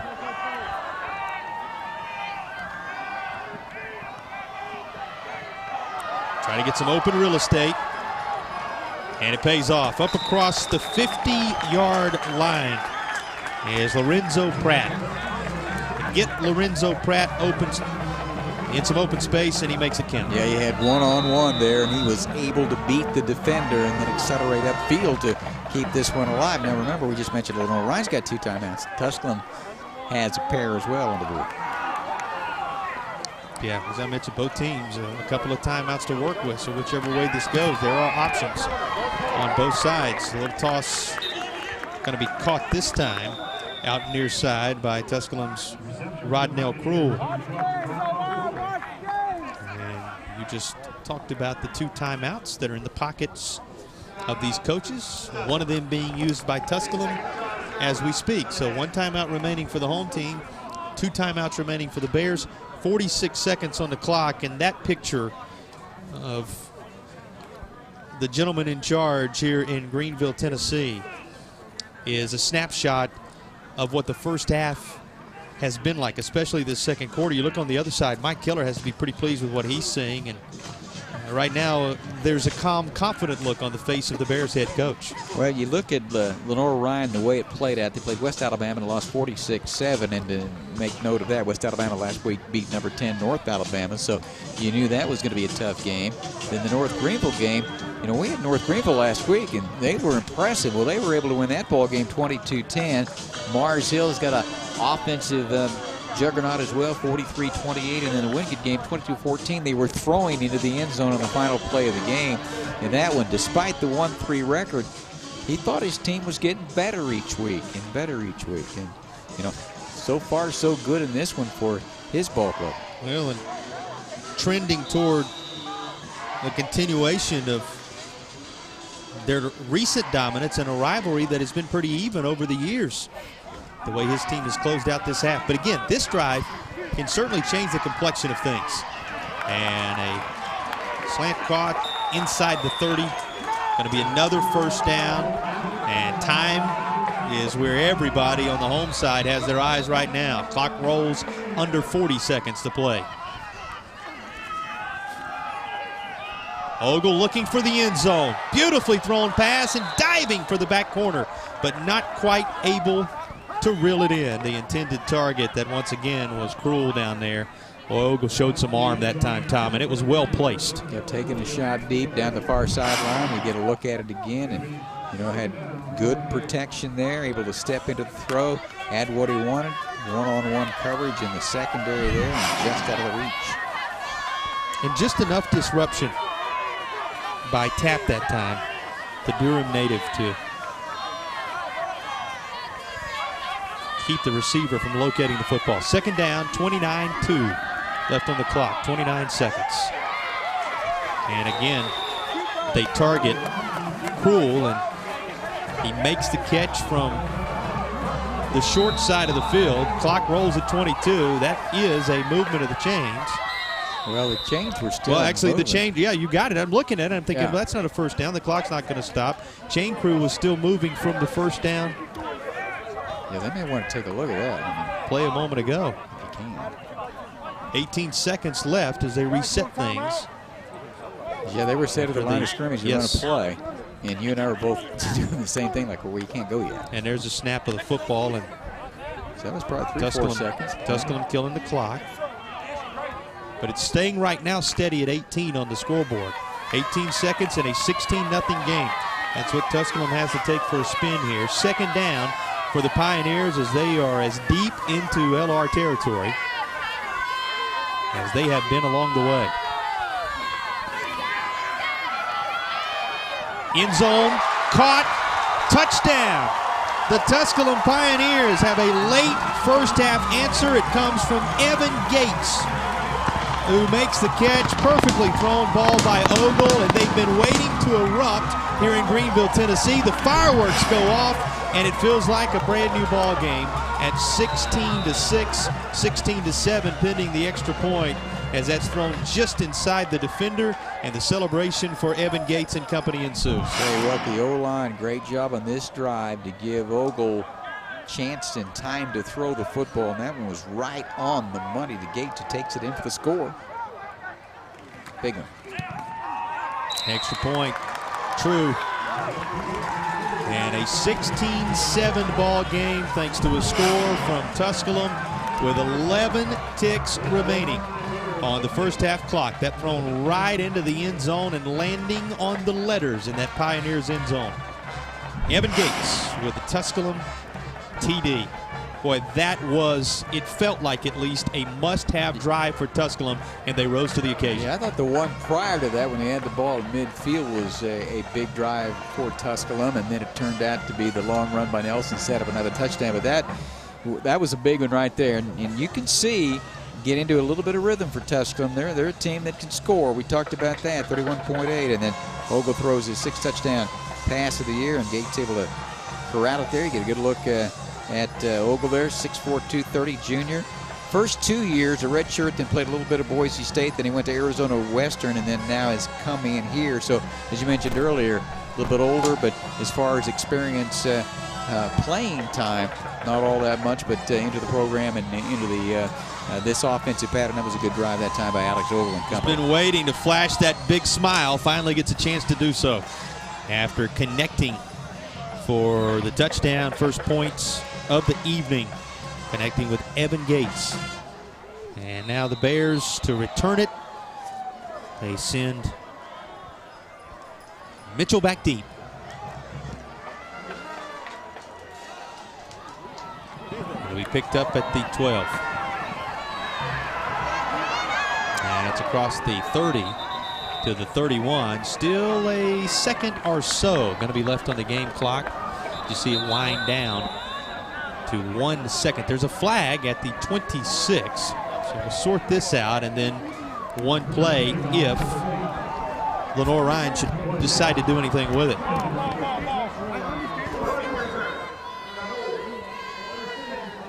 It's going to be against the Bears. It'll back them up even further. They have a chance to sit on the 16-7 lead, knowing they'll get the football on the other side of the break, Tom. And yes, the late drive provides Tusculum a lift, but all in all, a great half of football for Lenoir-Rhyne. Yeah, I think Lenoir-Rhyne comes in here on the road, a Tusculum team that we talked about, just a couple plays away from being 4-0, but didn't make a couple situations. And Lenoir-Rhyne feeling like they were getting better and better. And you talked at the outset in the open that it's an important game between these two teams. And they both were picked near the bottom of the South Atlantic Conference, but you know they've gotten better as the season's gone on. And a knee taken. Lenoir-Rhyne content to head to the locker room with the lead intact at 16-7. The Bears and Pioneers both finding the end zone in the second period after a 3-0 score was in effect after the first, and you wondered if it was going to be a high-scoring game. First play from scrimmage, fumbled in their own territory by Tusculum. Lenoir-Rhyne scored immediately. Then the defenses kind of set the tone after that until late second period. We saw both offenses come to life, and we end up with a 16-7 halftime score. How about the first half, Tom? Well, I thought it was solid all the way around for Lenoir-Rhyne. They were able to do a great job defensively against a high-powered Tusculum team. They got on the board with a field goal. They had an 80-yard drive. They had a 96-yard drive, which started back on the 4-yard line. The 91-yard run by Nelson set it up. And then for Tusculum, I think, to get on the board, that gives them a little bit of momentum as they'll head into the second half. So overall, I think Lenoir-Rhyne came in and did what they needed to do. Mike Keller's ready to share with us his thoughts on the first half. Ansley? Coach, it was kind of a back-and-forth battle of the defenses. Your guys were luckily able to break through. What were your thoughts in the first half? It's been both defenses are playing pretty well. Both of them are well coached. Offensively, we got to just make some plays. Unfortunately, their offense there at the end of the half got something going. So, it's 16-7 halftime. It's one of those games where we just got to keep playing. All right, Coach, get to your guys. Thanks for your time. Well, a brief smile on the face of Coach Keller, and one of the main reasons for his smile, the work of his back. Brown with close to 200 yards in the first half and a 16-7 lead.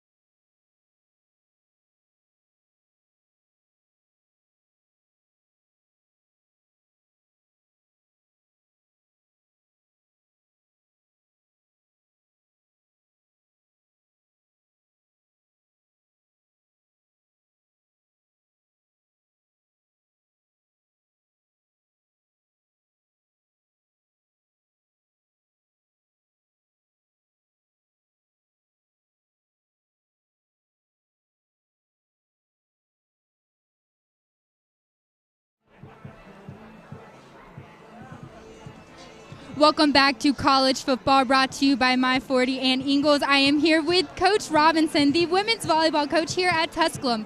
Coach, you got a little bit of a coat drive going on. Tell me what that's all about. We do. We're going to be taking donations for new and gently used coats for local shelters here. So that's going to be for our King match, which is Tuesday, October 3rd. How did you come up with that idea? It's something we've been doing for a few years now. We just like to give back in any way we possibly can. Tell me a little bit about how your season going, how are your girls doing? It's been a successful season so far. A few ups and downs, but this is one of the grittiest teams that we've had, and we're finding a way to get the results. You're supposed to be playing King next, where you'll be doing the coat drive. How is that game going to be looking out? Well, it's a local rival, just down the road about an hour. So it should be intense, but we're looking forward to the challenge. Does doing the coat drive make it a little bit more exciting for the girls and you? I think we're just going to address it as business as usual. This is just something that we look forward to doing every year just to try to help our community. Well, that is absolutely wonderful. We want to thank you so much for everything you're doing for the community, and just thank you for everything that you're doing for your team. Jason and Tom, back to you. We'll be back after this break.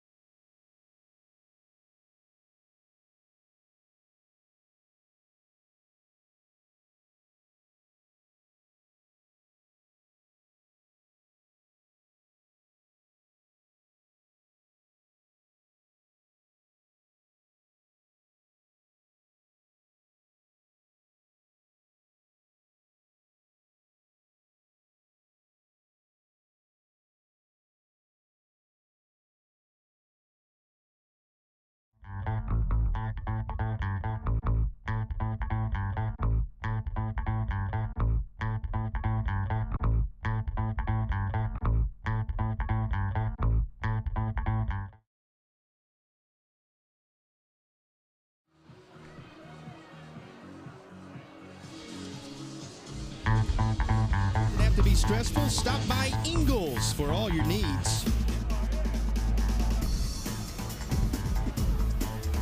Savings. Well, for the Bears of Lenoir-Rhyne, 163 yards on the ground across 10 carries for Nelson Brown. It's the same old song for Pioneers fans right now, Tom. He was a big factor a year ago. He has been again. You'll see him in the highlights as we take a look back at the first half.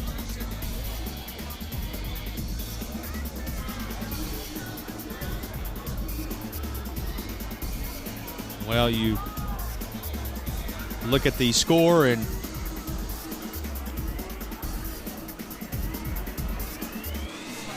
okay, so you take a look back at these first half highlights here, Tom, and you're going to see them.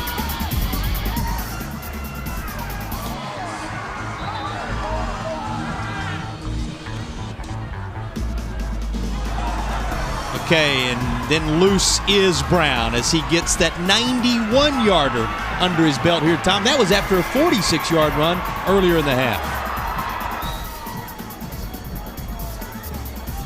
And then reaches out for the end zone, presence of mind, as well as the finish. And Tusculum, well, they did have an answer late in the half, finally able to get some things going, and right in the middle of it all, you saw him there, you'll see him on the touchdown as well, was Evan Gates, Tom.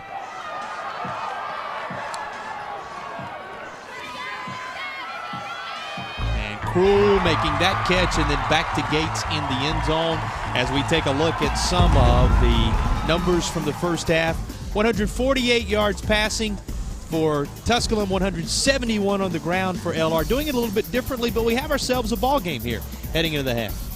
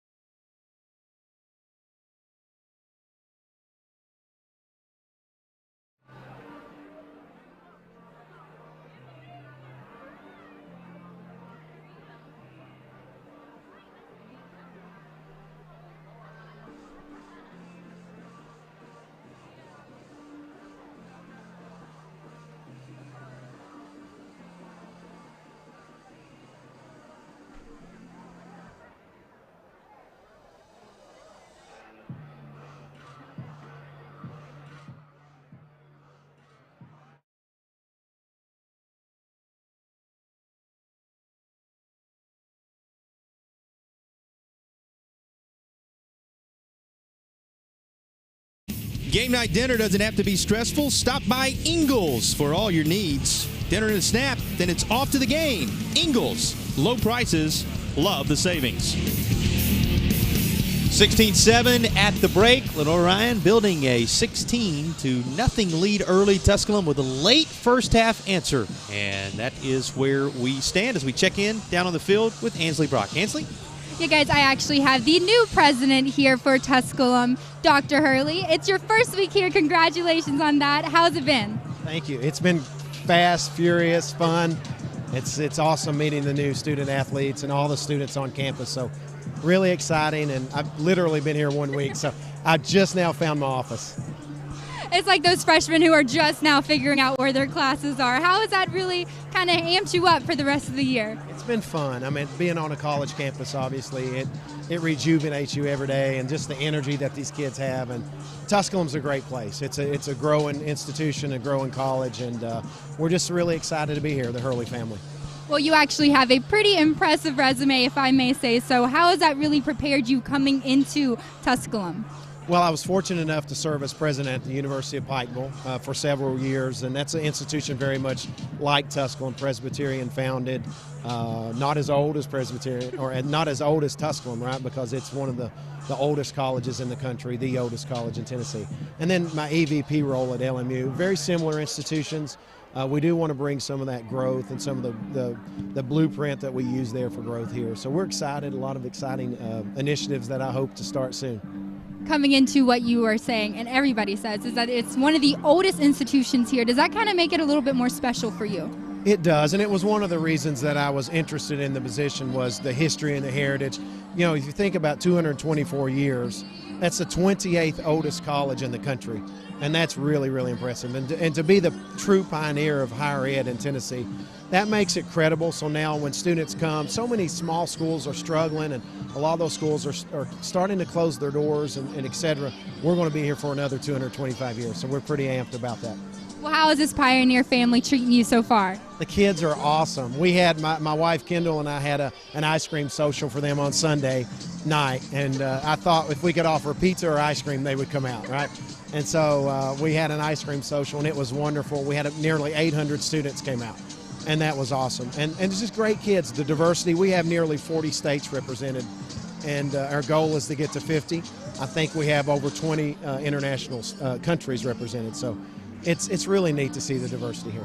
We'll keep offering that pizza and ice cream, and I'm sure everybody will show up. Thank you so much. We wish you the best of luck. You seem to be having a great time. Are you having a great time at this football game? I am, except the score. And we're a second quarter team and a third quarter team. So my prediction is we're going to get a big lead in the third quarter and then take care of business in the fourth. So go. So what we say here at Tusculum is pioneer up. It's time for us to pioneer up.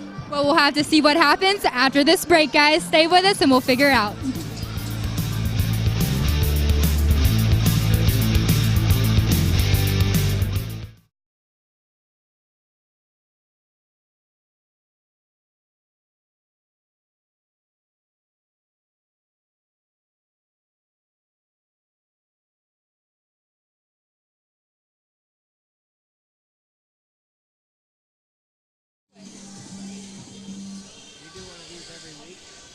Recently, I've been doing them. Oh, one, two, yeah. okay, there it goes. Now. There you go. And we're trying to Yes. get We the do head now. football We do match now. We better. did. We had We a- didn't.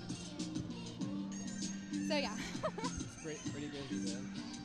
Are you where are you located out of yourself then? Actually, my 40 is located out of Asheville, Okay. but I'm a college student still, so I'm a junior, so I'm in Greenville, South Carolina. Okay. So Are you at North Greenville? yeah. Okay. Yeah, I'm a junior over there. So Good. All right. kind of trucking away, you know. Yeah.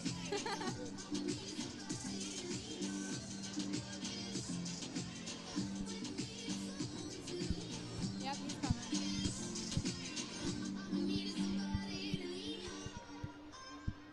It's okay to say, like, Coach, I heard your guys says, come on, do your job, right? Yeah. Yep, we're about to get him right here. Let me talk to him for a second, and then I'll let you know.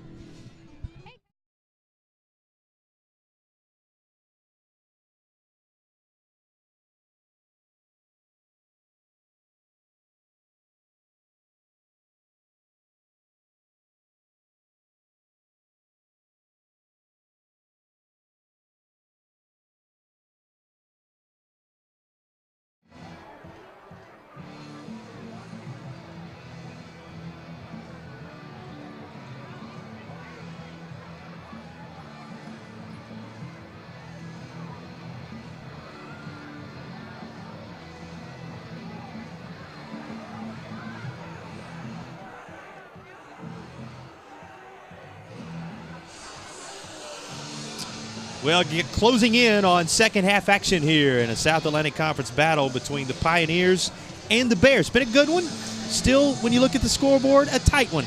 As we head into the final 30 minutes of football, let's get the thoughts of the head coach for the homestanding Pioneers. Coach, during the first half, I heard you telling your guys, stop playing soft, do your job. What else have you been telling your guys? Well, I mean, they're not doing anything that we haven't seen. They're going fast, which is taking us out of, some of our stems and movements and things. But, 21 personnel, they're going to run the power. They're going to run, and they gashed us on that because we misfitted, which, was obviously an issue. And then 3rd and 10, we talked about all week. 10 personnel, which is 4 wides. They want to run the football, so I call run blitz, and we lose our gap, and the guy gets outside. So we give up, a 70-yard run and an 85-yard run in 2 plays. Other than that, we're not doing too bad, but we just got to settle down and just do our jobs. That's really what it comes down to. What else do you think that your guys need to do in order to get the W tonight? Well, I think that touchdown there at the end of the half was really big for our offense. I think what we got to do is just come out and do the same things. We got to get the ball back to our offense in better situations. Defensively, we're not playing very well right now. Give them credit. They're playing well. We just got to go back and kind of reassess what we're doing, slow it down, maybe play some more base calls, and just go play football. All right, Coach, go get your guys ready for the second half. Thank you. He was a team captain for the 1990 Florida Gators. He was on an AFL championship team in 1998.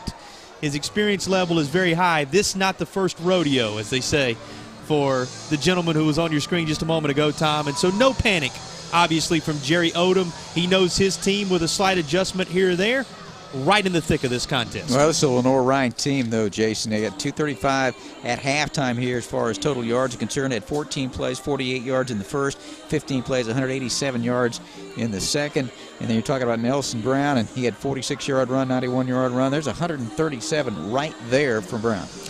What's on the line here tonight, Tom? Well, a South Atlantic Conference win. And here's a look at the standings coming into tonight.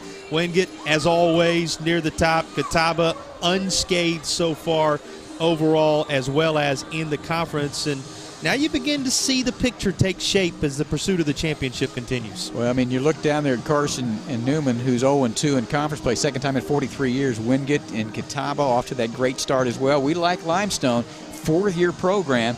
Went into North Greenville last week, and, Mars Hill put 43 on the board earlier this year. And, I think Tusculum and Lenoir-Rhyne, they feel like they can be competitive in this league. I think right now, Wingate and Catawba lead the way. This is Division II football again, so there's an opportunity at the end of the year. It's region play. You get 7 teams out of 4 regions. There are 28 teams now, so if you can continue on, everybody likes to take a look at the top 25, and there's one team in the South Atlantic in there, another team getting votes. But the bottom line is, if you're top 7 in the region at the end of the year, you got a chance to get into the playoffs. And once you get in, you never know what can happen. The Lenoir-Rhyne team in 2013 played for the national championship the final year in Florence, Alabama, beaten by Northwest Missouri then. Carson Newman's got that background when they had some outstanding games as well. In fact, they played Northwest in 1998, 58-52 in 4 overtimes in one of the great games ever played in Division II football history. And all it takes is one to get rolling sometimes. Yep. Tonight could be the night it happens. You look at the way things line up in front of the Pioneers. You pick up a victory here against Lenoir-Rhyne.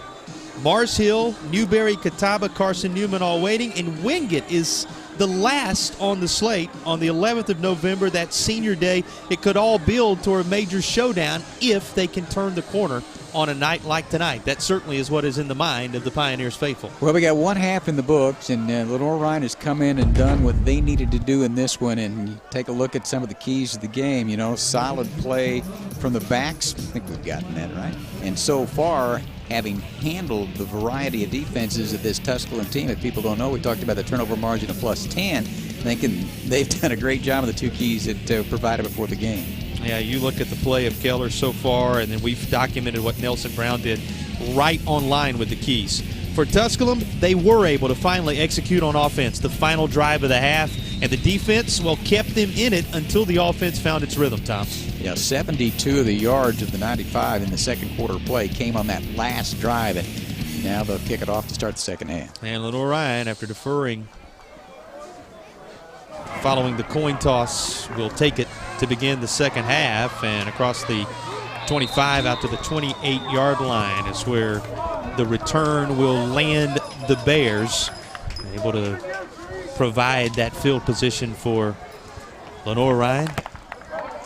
Mitchell working it across, and now the defense for Tusculum will get the first nod. A Tusculum team that grabbed some momentum by scoring at the end of the half, maybe one of the few teams in the country happy to send their defense out there first time. Yeah, and you get a stop here, get the ball back. I mean, it's amazing the ebb and flow of college football now can change at a moment's notice. Remember, it was the first play from scrimmage for Tusculum to open the ball game, resulted in a fumble and a turnover, and eventually a Lenoir-Rhyne field goal, which for the longest time held us at a 3-0 score in this one.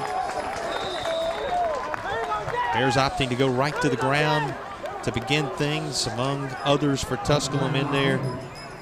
Making the stop for the Pioneers is Ivan Hogans II, linebacker out of Stockbridge, Georgia, Stockbridge High School. As no gain is recorded on that play, 2nd down and 10. There's a great look at Keller. In his sophomore season, he's going to get 4 full years as a starting quarterback under his dad. And, of course, the elder Keller, Mike Keller, telling us that wasn't a part of the plan. It's not like I came down here thinking my son is going to be the quarterback of the Lenoir-Rhyne Bears. He said it's just something that kind of happened across the course of the year last year. He took his knocks. He's grown up to maturity, is a year older now, and folks around the program saying that and certainly heralding the potential of Jared Keller, even more so than what you're going to hear from his father, who certainly counts it a privilege to be on the sideline calling plays for a talent like his. And he was an outstanding high school quarterback, so I mean it's well deserved, and that's a tough role. I was around a team for a long time who had 4 brothers, and 3 of them played at quarterback at the local college and played for his dad at that time. Well, and let's be clear about it. Jordan Keller could have gone a number of different places, chose to come to Lenoir-Rhyne for the opportunity to play for his father. And here comes a flag after the catch is made right on the midfield stripe. And that completion to Marcus Kincaid. It looks as if it's going to stand. The Bears running up to the 50-yard line and the chains moving. So we're about to find out exactly what the call is. It's holding against Tusculum, so the play will stand, as you saw from the signal there from our head referee. The penalty declined. 1st and 10 from the 50. There's one more look at the work of Kincaid. Yeah, able to catch that ball with his hands and then get down. So first drive of the second half for Lenoir-Rhyne. Tusculum Pioneers defense trying to keep the Bears in their own territory as they're just shy of the 50-yard line. Able to get them into Pioneer territory as Keller on the run. A 6'2", 205-pound sophomore quarterback picks up about 5, and second down is coming. Yeah, doesn't run the ball that much. Just 9 carries for minus 33 coming in. Pull it out, everybody goes toward Nelson, as you would expect with the great success that he had. And able to put the head down, get a couple yards there. Into that play speaks for himself. You mentioned he put his head down, lowered that shoulder just a little bit. Keller not afraid to go in there and mix it up. Now he'll turn and give to Nelson Brown again. Brown swallowed up for a loss at the 45-yard line. 3rd down. Here's the chance for this Pioneers defense out of the locker room to get off the field, and it's because of the work coming off a block by Tusculum's Devin Woodson. Yeah, able to get there and get some help from Ivan Hogan's the second as well, the redshirt freshman. This is caught, and the stretch at the last moment appears as if it's going to be enough to move the chains on the catch by Curitin.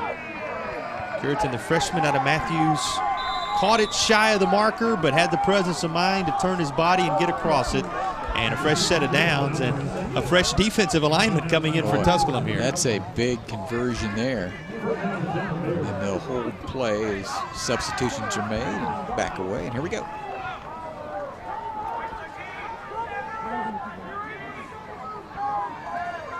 Lenoir-Rhyne taking their time before the first down snap. And not fooled, and the first man on the scene, though he will not make the tackle, was Hogan's again. We continue to call Ivan Hogan's name. He doesn't get credit for the stop, Tom, but he was the gentleman who came in there and blew the play up right away. Yeah, came 3rd tackles, 23 coming in, 5 tackle for loss, couple quarterback sacks, and you'll see him. The initial contact slows, and then the cavalry coming to make the play there. And the coach talked about his motor and how it runs, and thinks he got a chance to be a really outstanding player. Looked like the Keith Brown that finally got in there to wrap up the ball carrier, the native of Athens, Georgia. Crossing over 11 minutes in the early stages of the 3rd period. And here's a reverse. And again, Tusculum not fooled. Staying home, Matt Simon able to make the stop. Of course, Simon returned a fumble and an interception back for a touchdown in that game against Limestone. It was named both to the SAC and the TSWA Defensive Player of the Week honors. Comes away with one of the better plays in this game. Yeah, T.J. Smith got the little flip there, and I'll tell you, when you go sideline to sideline, this Tusculum defense probably going to run you down. Nice job of Simon there. So it forces a 3rd and forever, 3rd and 19. The 30-yard line is what Lenoir-Rhyne needs. Why not with a couple of long runs tonight for Nelson Brown? They decide to go with a delayed handoff, but this time the Pioneers were ready. Get a look at Leon Cunningham there, 6 foot, 200-pound junior, Northwest Community College. And the contact and then swallowed up with Hogan's as well. So a rejuvenated defense there after Lenoir-Rhyne got, they picked up a first down or two there, and they're going to be able to kick it away and probably a pretty good field position to. Bears moved the ball, as you said, and in a 16-7 game with Tusculum setting the tone going into the locker room, they called upon the defense to set the tone coming out of it, and now can make it a 2-point game if they engineer the type of drive that we saw from them going into the intermission. Fair caught at the 19-yard line. And with 9:36 to play, first look offensively for Alex Ogle here in the second half of action. And Ogle seemed a lot more comfortable the longer that first half went on, Tom, and we saw a big smile on his face at the end of the half. Yeah, we did. 15 out of 21, 148 yards, and threw that 17-yard touchdown pass to Evan Gage 12 seconds before the intermission to provide a little bit of momentum. Let's see how they come out of their first offensive possession here in the second half. On the ground, offensive line creating some holes for Maxwell Joseph, and Joseph is going to go for 10 plus and move the chains. Well, you need to run the football, and effectively there, as you'll see it, only 25 yards on the ground, 148 through the air. So need to establish a little bit of the run game to set up that passing game.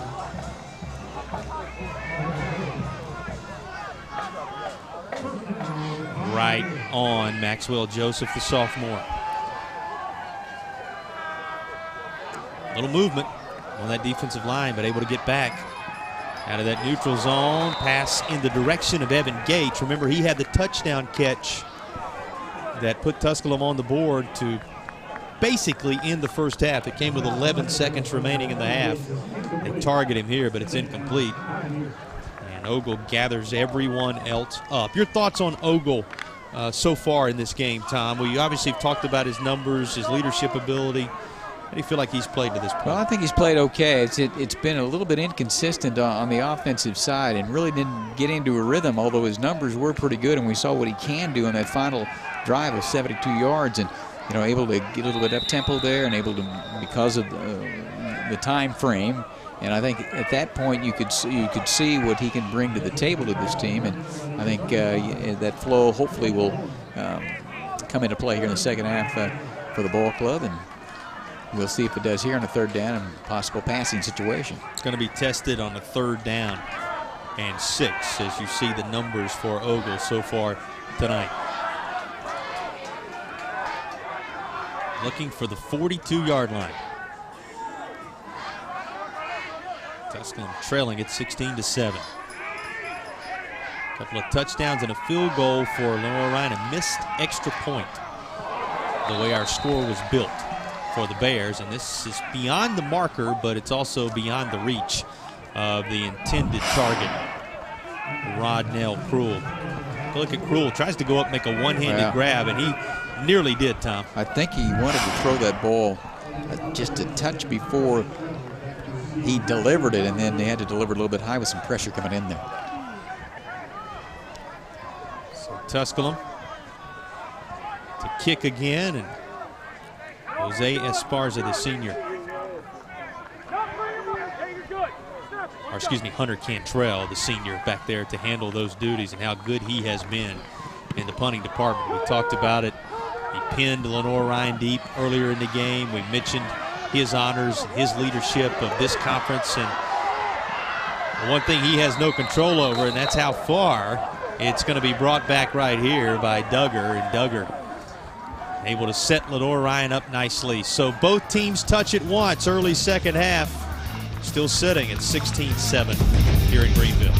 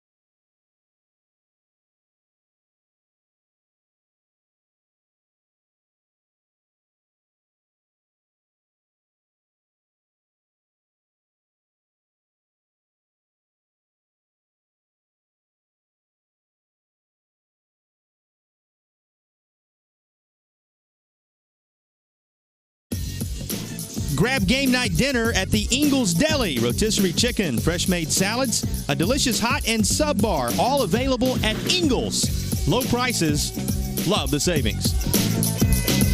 Welcoming you back to the oldest institution of higher learning in the state of Tennessee. Tusculum, our host tonight. We thank the fine folks here at Tusculum College. Well taken care of today, and certainly been looking forward to being here, and game living up to everything you would expect between these two programs, looking to turn the corner.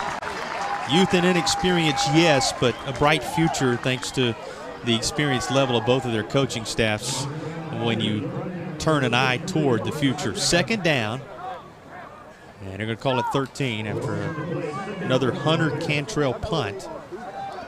The Bears at midfield, and the ball resting now back on the Lenoir-Rhyne side of the 50. Ever so slightly. Just getting it out of there may be better for Lenoir-Rhyne if that is not caught, as it ends up being a loss of about a yard and third down.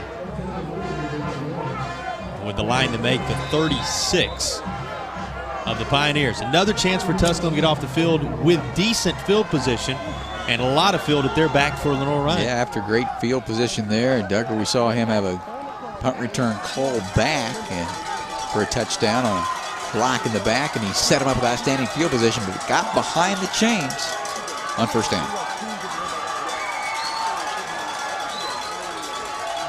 Third down.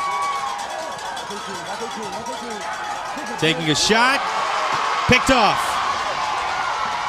Spying and lying in wait for Tusculum was Jay Boyd, and he comes away with the INT. It'll provide a lift for the home faithful here in Greenville. Look at Boyd as he celebrates with his head coach coming to the near side. Yeah, you look at it here. It looks like he's open. He has his stride, but watch the closing speed by Boyd, who cuts in front of the intended receiver, and then he knows what to do with it after he made the interception. And now Tusculum, the fans are back into the ball game now. Boyd, who was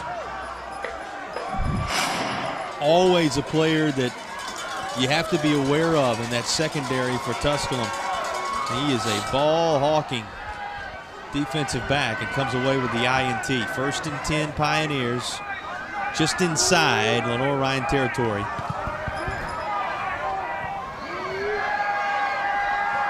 And what do you do after a turnover? Take a shot of your own. This is going to land just inside the 10. Incomplete, not a bad thought, and they nearly were able to sneak Rodnell Cruel in there for a touchdown. Yeah, good coverage as well on the back end there, and oftentimes after the turnover, that's what you do see. And if you do throw it incomplete, you get back on a second down situation now. On this side, we'll see. I mean, it's 6:30 in the third. See where we are as far as four down territory. Second down here. Another toss in the direction of Evan Gates. He makes the catch. That is near a first down. And it looks like this is going to be spotted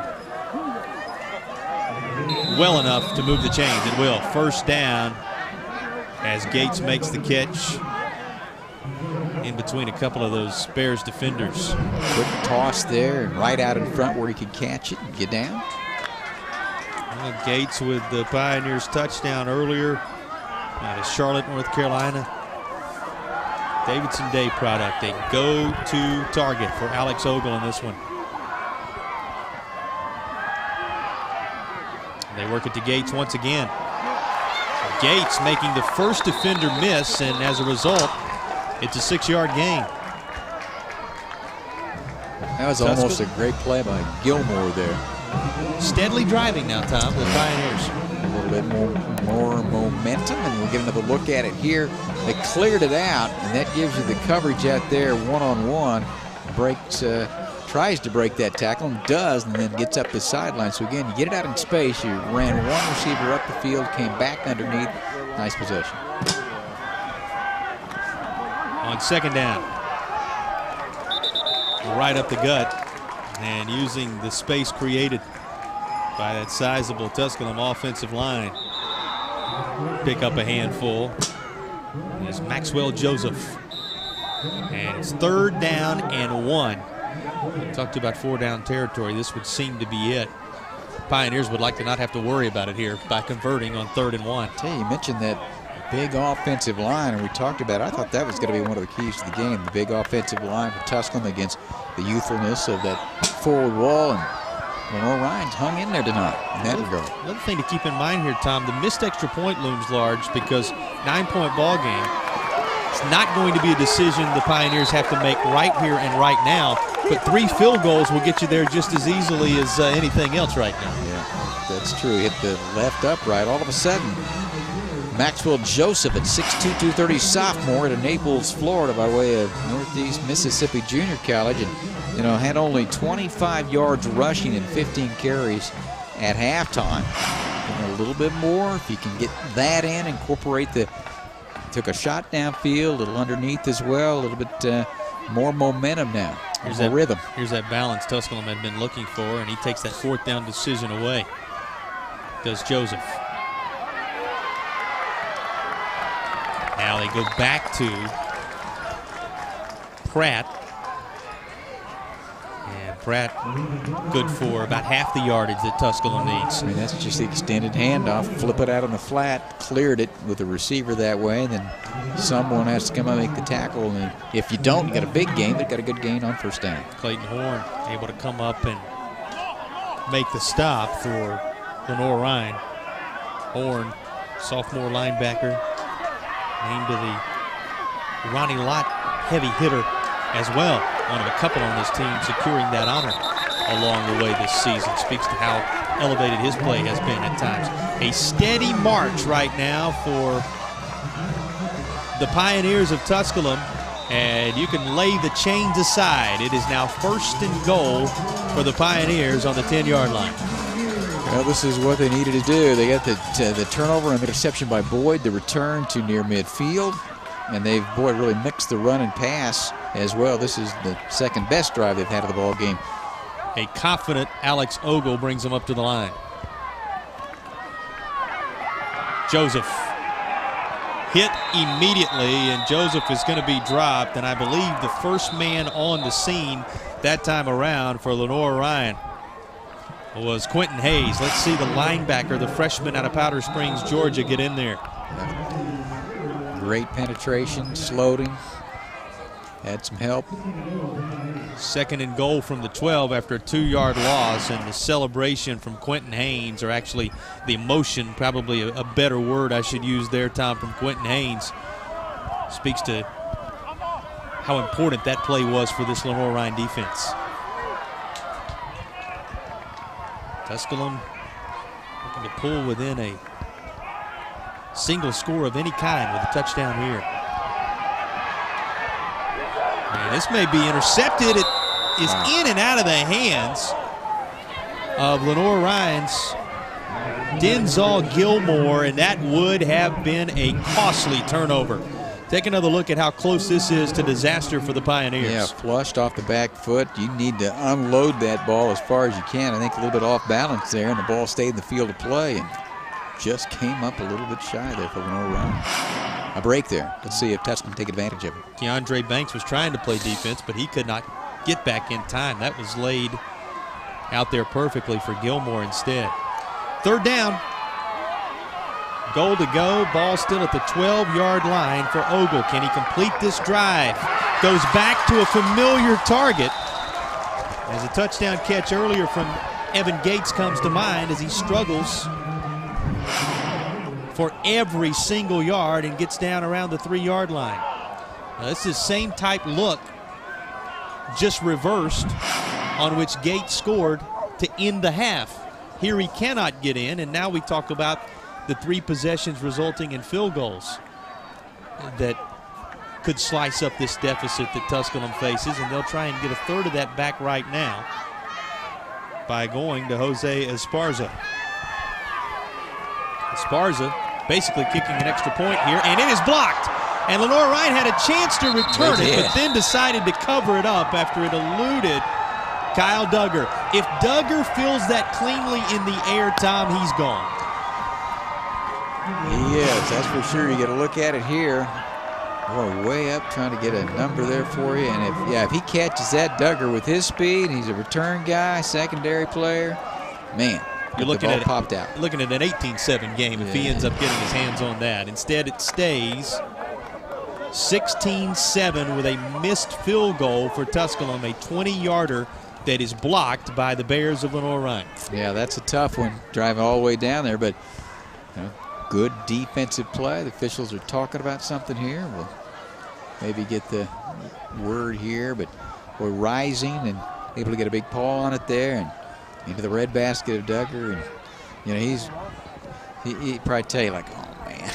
Well, you got two guys on that drive, and it doesn't end up hurting the missed interception by Gilmore a moment ago, and then Duggar there, that both are thinking about what might have been. But you just say kudos to everybody wearing those white jerseys as they come away with another drive in which no points are secured by Tusculum. And that camera angle there coming right at you, Duggar, as you could see, would have had no one between himself and pay dirt.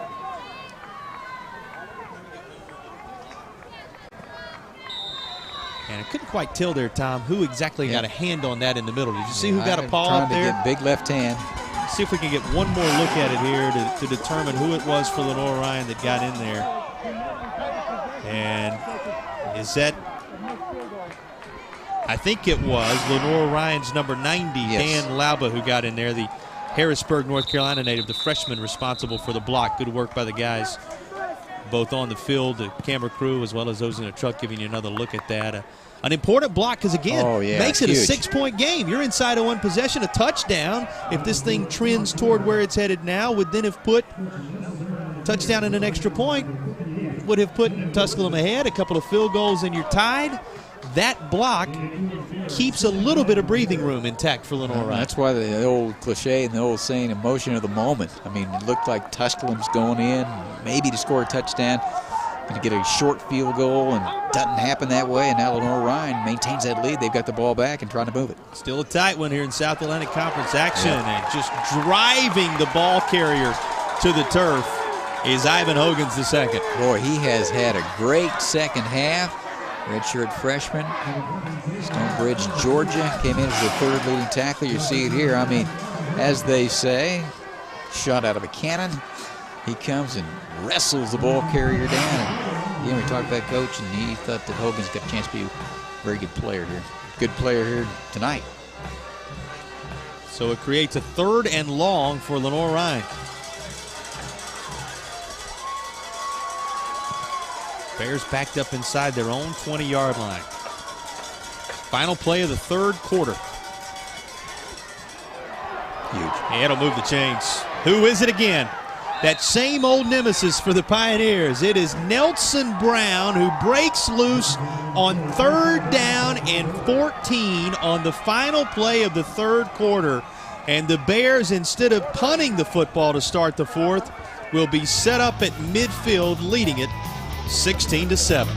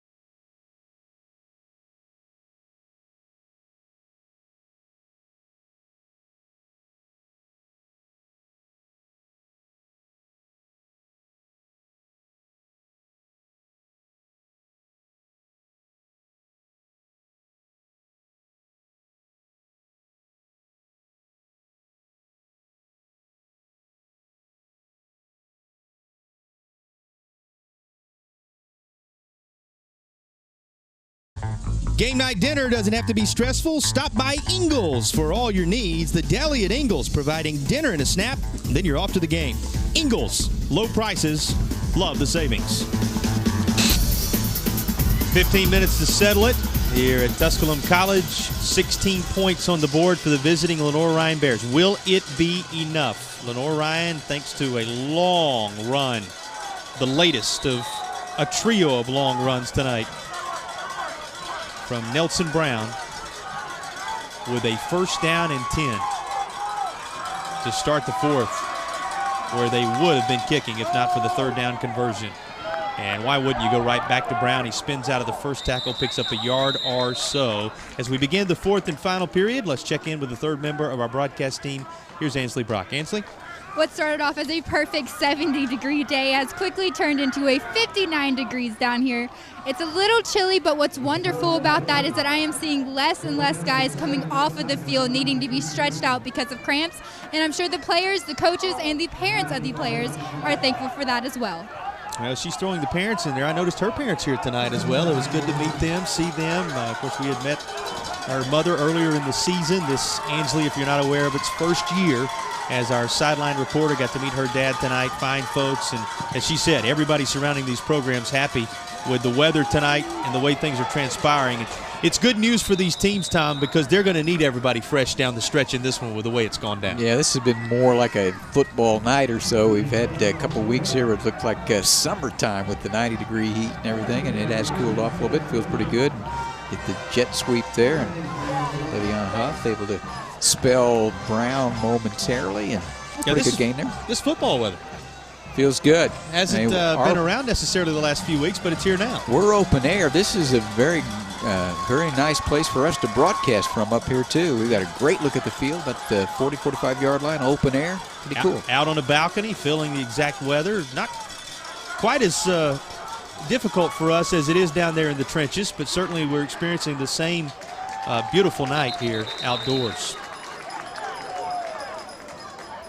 And this is going to set up a fourth down and 1 near midfield.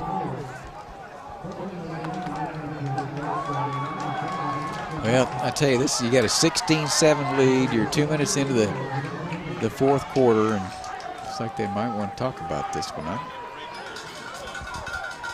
Nope, I thought they were going to send a punting. I think that's the right thing to do in this circumstance. It looked like they might talk about it, but got the lead, going to kick it out of there.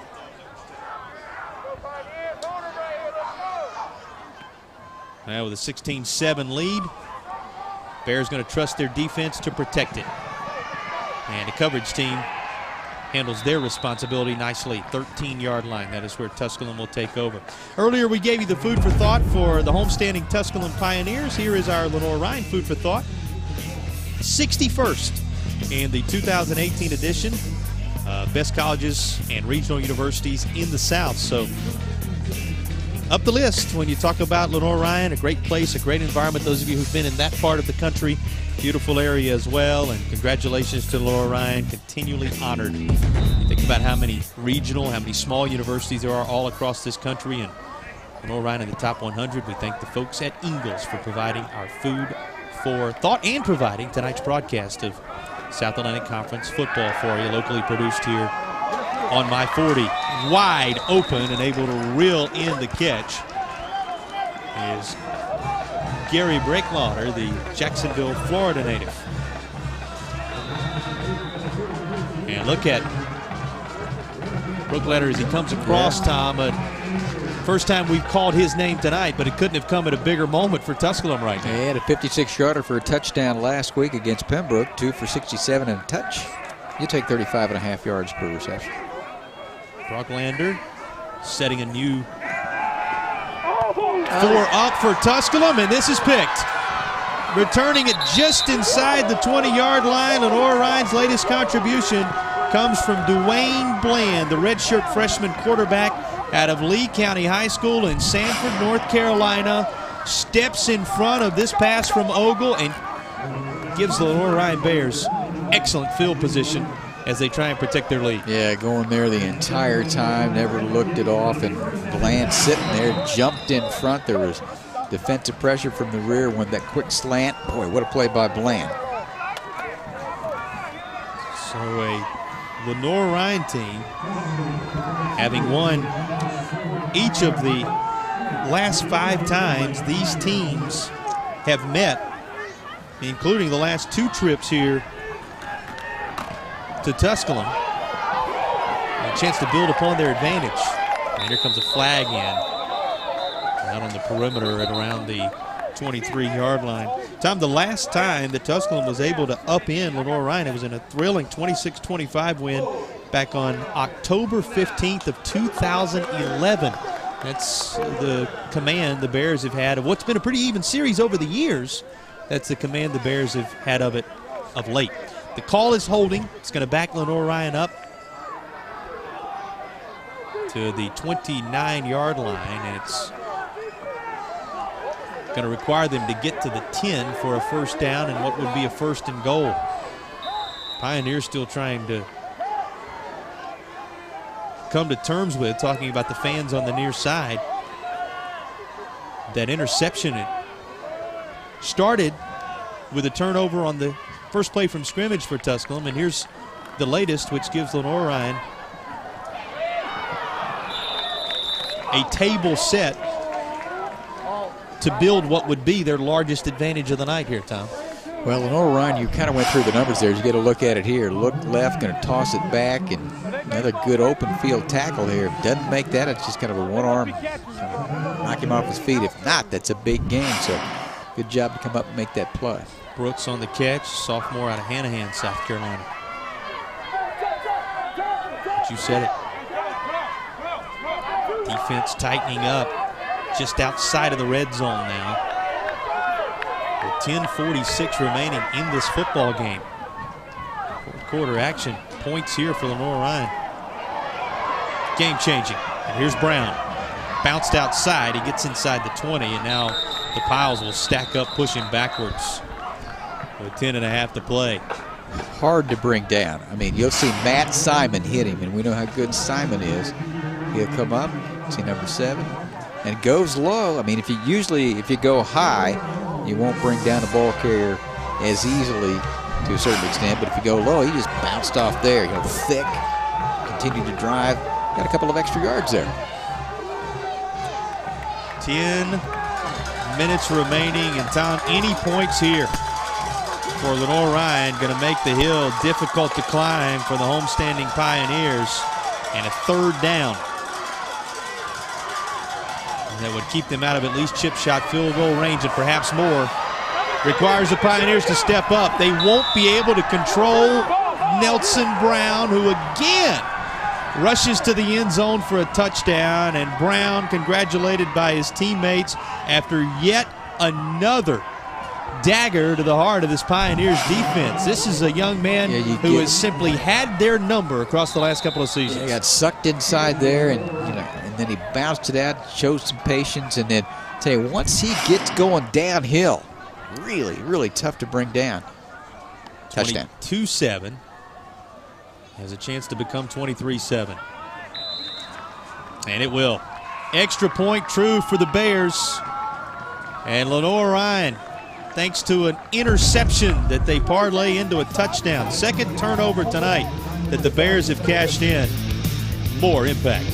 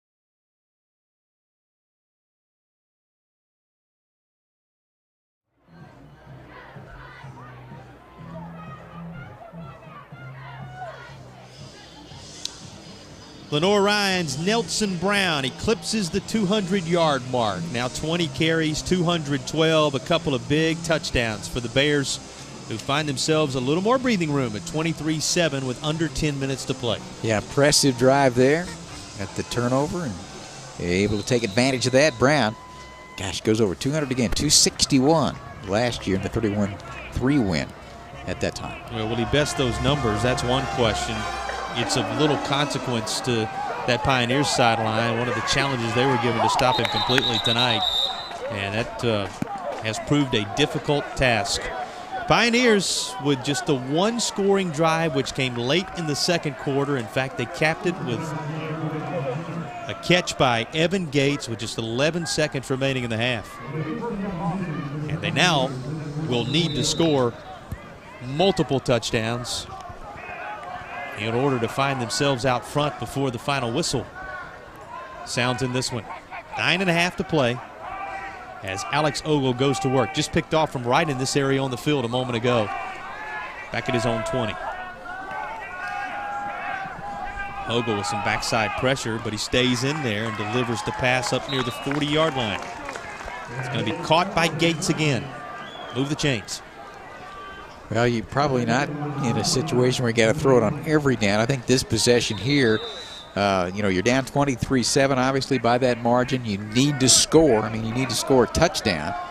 Let's see what they choose to do offensively. Ogle's a guy that can throw the football. Came in averaging 224.5 per game.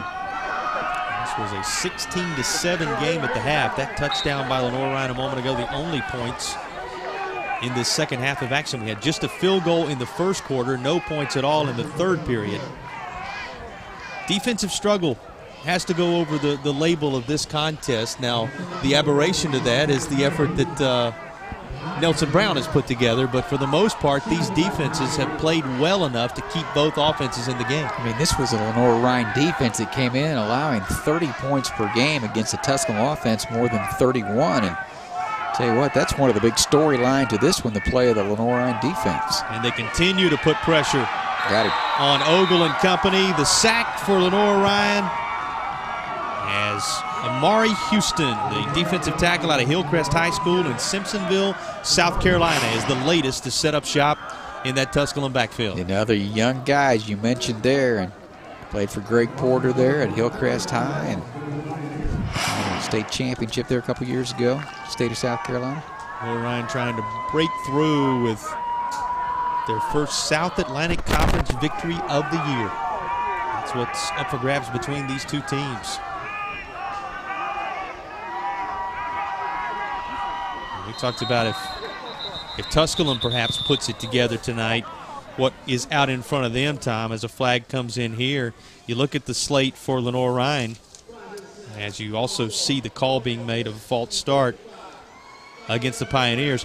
For the Bears, after tonight, Newberry at home, at Limestone, at Pembroke, Carson Newman at home, then on the road at Catawba to close out the 2017 slate. Yeah, you went through Tusculum's earlier, and they're all, I think this is a very evenly balanced league. We saw Limestone, as we mentioned earlier, against North Greenville, and I think they got a chance, and of course, wouldn't get up there at 4-0, and I just think it's going to be highly competitive this year. So, as they say, each game's going to be a tough one. Going over the middle and nearly picked off again. That is another one Kyle Duggar is going to see in his sleep tonight. You remember the blocked field goal earlier that he had a chance to take back for 7 and couldn't quite grab the handle, and then here another potential interception that just eludes his grasp. But one thing you can say for a guy when he has chances like that, he's played well and put himself in the right spots tonight, just could not quite come away with the pick, and it will force another punt for Hunter Cantrell. Cantrell, who needed 14 punts coming into tonight to become Tusculum's all-time leader. John Gregory with 219 during his career from 06 to 09. And he's inching ever closer with as busy as he has been tonight. This one fair caught at the 40. And that is where the Bears will take over again. And now it's a matter of trying to find a way to exhaust that final 7 and change if you're the Bears, Tom. You're gonna have to stop the run if you're if you're Tusculum tonight. And Brown's gone over 200. You see a good look at Duggar there. He's also preseason first team all-conference. A number of those players in this game tonight, and we've seen him on the return side of things as well, having a good night tonight. And this Lenoir-Rhyne defense shown up tonight. And Duggar was the freshman of the year in 2015 in the South Atlantic Conference, and talked about his honors, but in that campaign scored 3 touchdowns, blocked a field goal, returned it, almost saw that tonight, blocked a punt return, and a fumble return. All 4 touchdowns along the way 2 years ago. That was in addition to 43 tackles, and as you said, he has been the team's busiest tackler again this season, Tom. Well, he helped set the stage for this Lenoir-Rhyne offense, who now is being asked to salt this one away. Yep, they'll probably keep it on the ground, and we have seen the effectiveness of the pass in the flat tonight as well. And you see that young man right there. He's our player of the game. We got fortunate on that one.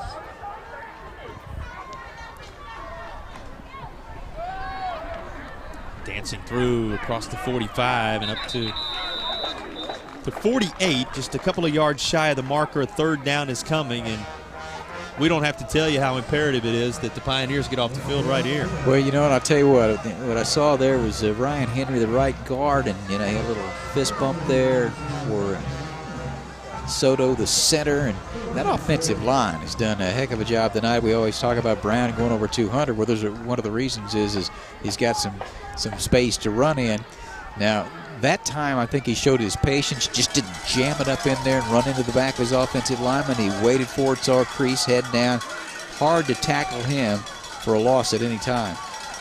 Brown has 212 at last check of the 216-yard rushing on the night for Lenoir-Rhyne. Again, that was just a couple of moments ago, but the numbers stand nonetheless, and he continues to be sure they climb. And another third down conversion to perhaps break the backs of the Pioneers if Lenoir-Rhyne turns this into further points, Tom. So they have done a nice job in talking about those big guys up front, and you saw a couple shots there, the O-line, and a number of different players kind of subbed in and out there a little bit up front, but getting better. They were sophomore, senior, junior, sophomore to begin. So, you know, you had some youngsters up there. They're kind of coming into their own tonight as well. You see Cole Henderson, the right tackle, 6'3", 285. He's one of those sophomores we were talking about. Timeout being called for. Lenoir-Rhyne taking it, gives us a chance to show you our offensive play of the game tonight. And you might have guessed it, it's going to come from none other than Nelson Brown, and it is the 91-yard run after an outstanding punt for Tusculum, which put the Pioneers at the doorstep with a defensive stop. He flipped the field, Tom. Yeah, you had everybody at the line of scrimmage. You figure they're going to give the ball to Nelson there, and they did. Nobody home there, everybody at the line of scrimmage, and once he got to the secondary, he takes it 91 yards. He would eventually cap that drive by stretching the ball over the goal line. And that may be the image that becomes the lasting image from tonight if the score that right now we have, 23-7, sticks for the Bears. There you go. More math for you, Jason. 23 carries for 223 yards and a couple touchdowns. He had a 46-yarder earlier as well. But you know what? He had another 16-yard run on a 3rd and 14, which will kind of get lost in the shuffle, which I thought was a big play as well. He had a 46 run in the first half here that may get lost in the shuffle as well. There have been a number of big runs for Nelson Brown tonight. That 91-yard clip standing as our offensive play of the game from this one. First down inside Pioneer territory at the 41-yard line. And more of Brown. Let's take a look at our defensive play of the game now, Tom, from this South Atlantic Conference battle. And it's going to be the pick just a little bit ago. Boyd able to pick it off, take it back, gave Tusculum a little bit of momentum at that particular point in time. Made a nice play there. Lenoir-Rhyne keeping it on the ground, 4:40. We talked about the night, the second consecutive year that the story of the night has been the rushing ability of Nelson Brown and the job that the offensive line has done making room for him. And on 2nd down and 6, it's going to be a steady dose of Brown, you would think, the rest of the way for this Pioneer defense. And for Lenoir-Rhyne, why not? What's the old adage that UPS used to throw at you, what can Brown do for you? I think that question has been answered loud and clear tonight by the gentleman wearing number 5 white. Well, and Tusculum knew it was coming, too, and that's as impressive as anything as well, because he did it last year. The other thing about it is smart football, get to the sideline, get down, and you want to try to get a couple of extra yards to keep the clock running.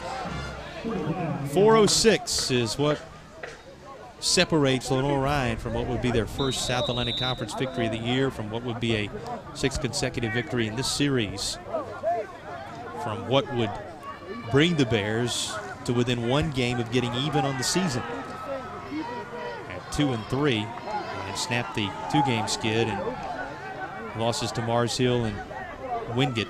Yeah, they're just going to stand there. I mean, it's 18 on the play clock. How happy does that gentleman have to be at the end of the night tonight if things stay where they are? Mike Keller, seeing his rushing attack pay off. What did he say to us when we visited with him earlier in the week? And we had the privilege of visiting with both coaches, and we say thanks to both Coach Keller and Coach Odom. He said, in my mind, it all comes down to what Nelson Brown's going to be able to do. If he can establish the running game, we'll likely be all right, can play some other things off of that. Well, he wasn't holding anything back. That has ended up being the story tonight. Well, the other thing about it, too, is when we talk about everything, I think it comes down to the play of the O-line and the D-line, and we've seen it here on this particular drive anyway. The penalty marker was down, and let's see. Well, none too happy about whatever has taken place here, and still coaching with fervor. It's going to be a personal foul against Lenoir-Rhyne, and now you can see why you witnessed an emotional Mike Keller wanting his team to handle what has been a successful night so far the right way, and timeout being called for by the Bears as they use their first timeout of the half. Haven't really needed to use those at any point along the way in the 3rd or 4th period yet, but still coaching his team up. And there you see a little bit of a sly smile after he takes care of the disciplinary moments. He took care of the disciplinary moments, and now he's ready to let a little smile come through. Here's one of the reasons he's smiling tonight. Our special teams play. Remember, this would have pulled Tusculum within 6, and the blocked field goal covered up by Duggar, keeping the Pioneers at arm's length and then allowing Lenoir-Rhyne to add to the advantage. It's now 23-7. And let's talk a little more Mike Keller, Tom. The background extensive. Of course, you go back to his time in the state of West Virginia. You talk about the collegiate career he had as a player, both at Glenville State, then going on to Fairmont State. Keller then working his way into a coaching career that has landed him, as you said, at a place he kind of dreamed about a little bit. Lenoir-Rhyne, he said, I told my wife when we played them, if you missed it in the first half when Tom talked about it, told my wife when we played them, hey, that's not a bad program. That's not a bad place to coach. In fact, I might like to do that one day. A great atmosphere. Everything came full circle, and he's now at the helm of this program that is making strides on a night like tonight. Did he say that he played for Rich Rodriguez and it was at 82 at Glenville State? People sometimes forget. You forget the path that they take along the way. You know, he's in the midst of his journey with a couple of his sons on the team, with his quarterback now turning and giving to Brown, and he sees his son do so with pride. As this a night where they all have to feel like his kids, with the investment he's made, teaching them a brand new offensive system across the last couple of years, challenging his defense, who rose to the occasion tonight, and with the feelings of a father not only toward the guy who is handling the snaps under center and from the shotgun formation, but for everybody out there in white tonight, he is one proud leader. Well, we had Lenoir-Rhyne a year or two ago, maybe 2 years ago, at North Greenville on I-40, and at that time, you know, they were under Ian Shields, they were an option-oriented offense. I mean, that's what they did, and now you've changed it in the last couple of years. And I mean, you go back to 2 years ago here, it was 55-52. Lenoir-Rhyne, 591 yards rushing. That's what they did on that particular night. And you know, for Tusculum on that night. There was like 452 yards passing. That was a 16 or 1,100 yards total offense on that night 2 years ago. But for all the Bears who are out there who love that old-style football, this team can still run it. They've shown that tonight behind Mr. Brown. And here is what's upcoming. We walked you through the whole schedule just a few seconds ago. But once again, the immediate future for Lenoir-Rhyne, Newberry and Limestone on the horizon. A couple of games they can compete very well in, Tom. I think those will be two pretty good ball games right there. And speaking of Nelson Brown, he's going to pad the stats inside the 25-yard line with under 2 minutes to play on a rush to the right side. Move the chains again, and that will pretty much, even though Tusculum still has the 3 timeouts remaining, that will put Lenoir-Rhyne in a very good spot here in the closing moments of the ball. I tell you, Brad just having another one of those nights, and he did it last year, and he's doing it again here tonight. You know, we talked about in the opening with some of our keys, you got to be able to establish the back and, you know, maybe take a little bit of pressure off your young quarterback, and he has been able to do that. I mean, you go back and take a look at it, in the first quarter, like there's only 25 yards, 15 yards rushing first quarter. That's it on 7 carries. And look where the situation is right now late in the game. Yeah, Brown up over 250 yards now, and he still is being handed the football each and every time. Lenoir-Rhyne snaps it. 256 before that last carry, which was his 30th carry of the night for the Bears. Wow, that's an amazing story when you think about 261 last year, 256, and a couple touchdowns tonight. And, you know, can't blame him. Hands on his knees there, taking a deep breath. He deserves it. Every coach's favorite formation now.